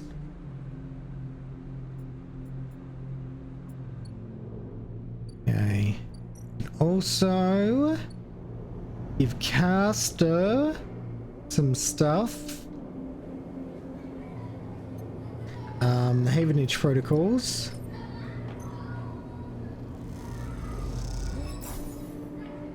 Excellent.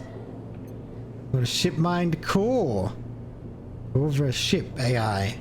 Amputated and in hibernation.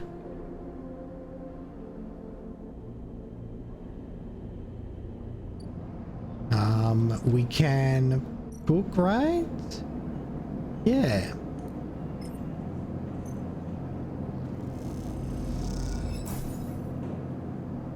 Tala always comes to look when you cook Matsutake. The smell draws her in. You eat the mushrooms together with a glass of her hero. Excellent. I also want to fix up the house we potentially have.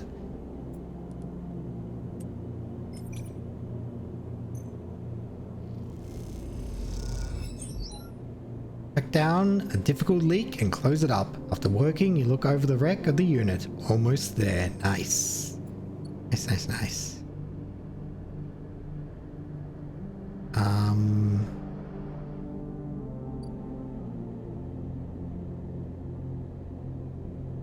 And finish up.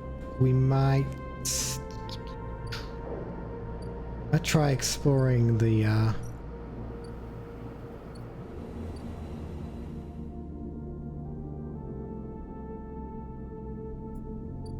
exploring here.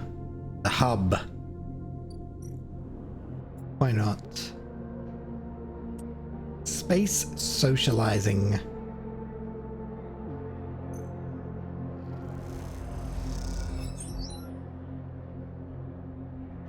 Somehow you end up on the Fraction Drive freighter for a long-awaited reunion between two spacer crews. The knowledge is invaluable. Awesome. Okay. Oh, actually. There's a place. A new place. Bar.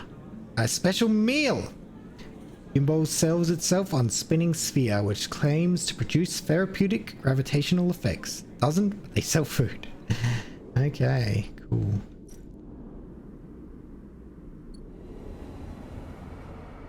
Okay, I might do one more cycle and then we can call it for the night. I think this is a pretty good place to end for now. We have a very, very positive outlook on things. Way more positive than last time. Yeah. We have friends. We have a life. We have potential. Lots of potential. Okay, let us... Let's fix up this unit yet again. Hopefully. Oh, god damn it. I said, let us fix up this unit. There we go. Man, oh man.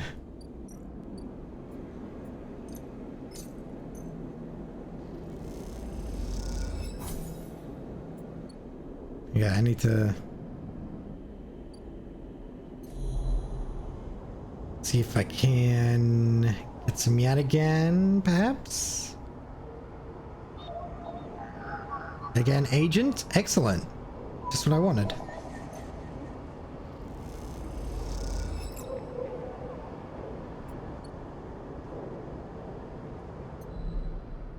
And I can give that to Casto.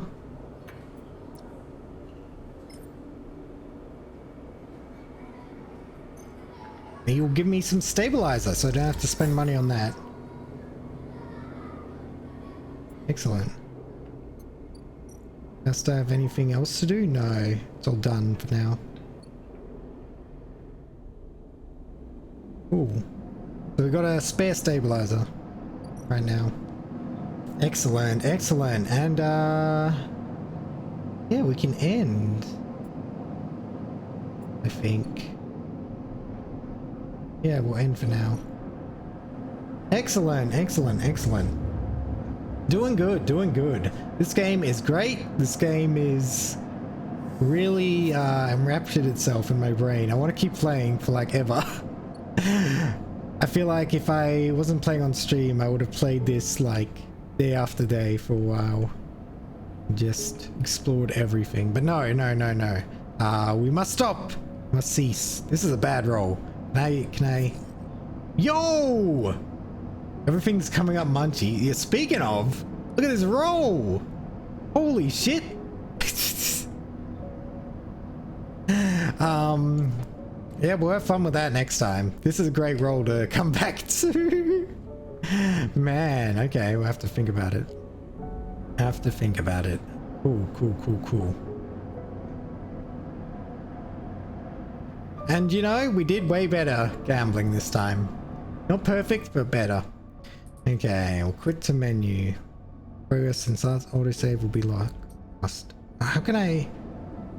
When I played, I end up going to bed at like 5 AM. That's totally how it would be for me. If I played this on like a Friday night or something, totally, it'd be my whole weekend. Might just repair the unit now so that it auto saves that dice roll, because that was a crazy good dice roll. Yeah, cool. Yeah, it's saving. Yeah, thank you for coming, everyone. Great game. We will definitely play it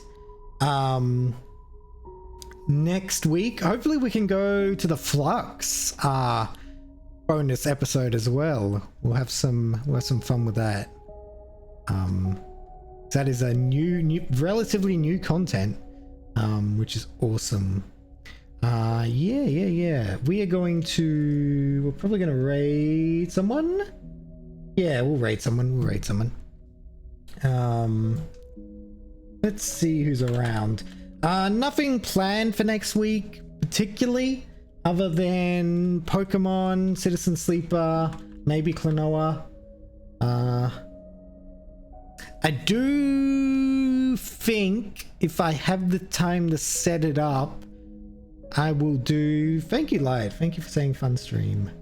It means a lot that viewers are entertained. If I have the time, what am I doing? If I have the time to set it up, I will be probably building my Sonic Lego in a hand cam thing as like a bonus stream. If I have the time. If I don't have the time, we'll just do something else fun. I don't know what. Some game. Some small game or something as like an extra in along with the ongoing games that we're currently playing. Yeah, look forward to more just continuing stuff. I'm excited to continue all of them. And yeah. As we move on, there's a backlog of requested games plus some games I really want to play. I really want to play Star Wars Jedi Fallen Order at some point. I've said that multiple times. But we of course have Death Stranding to get to. Pokemon Snap recently was requested. Hypnago Gaia as well. Yes, that's what it is. Hypnago Gaia. Yeah, lots of stuff. But we'll get to all of it eventually, in one way or another.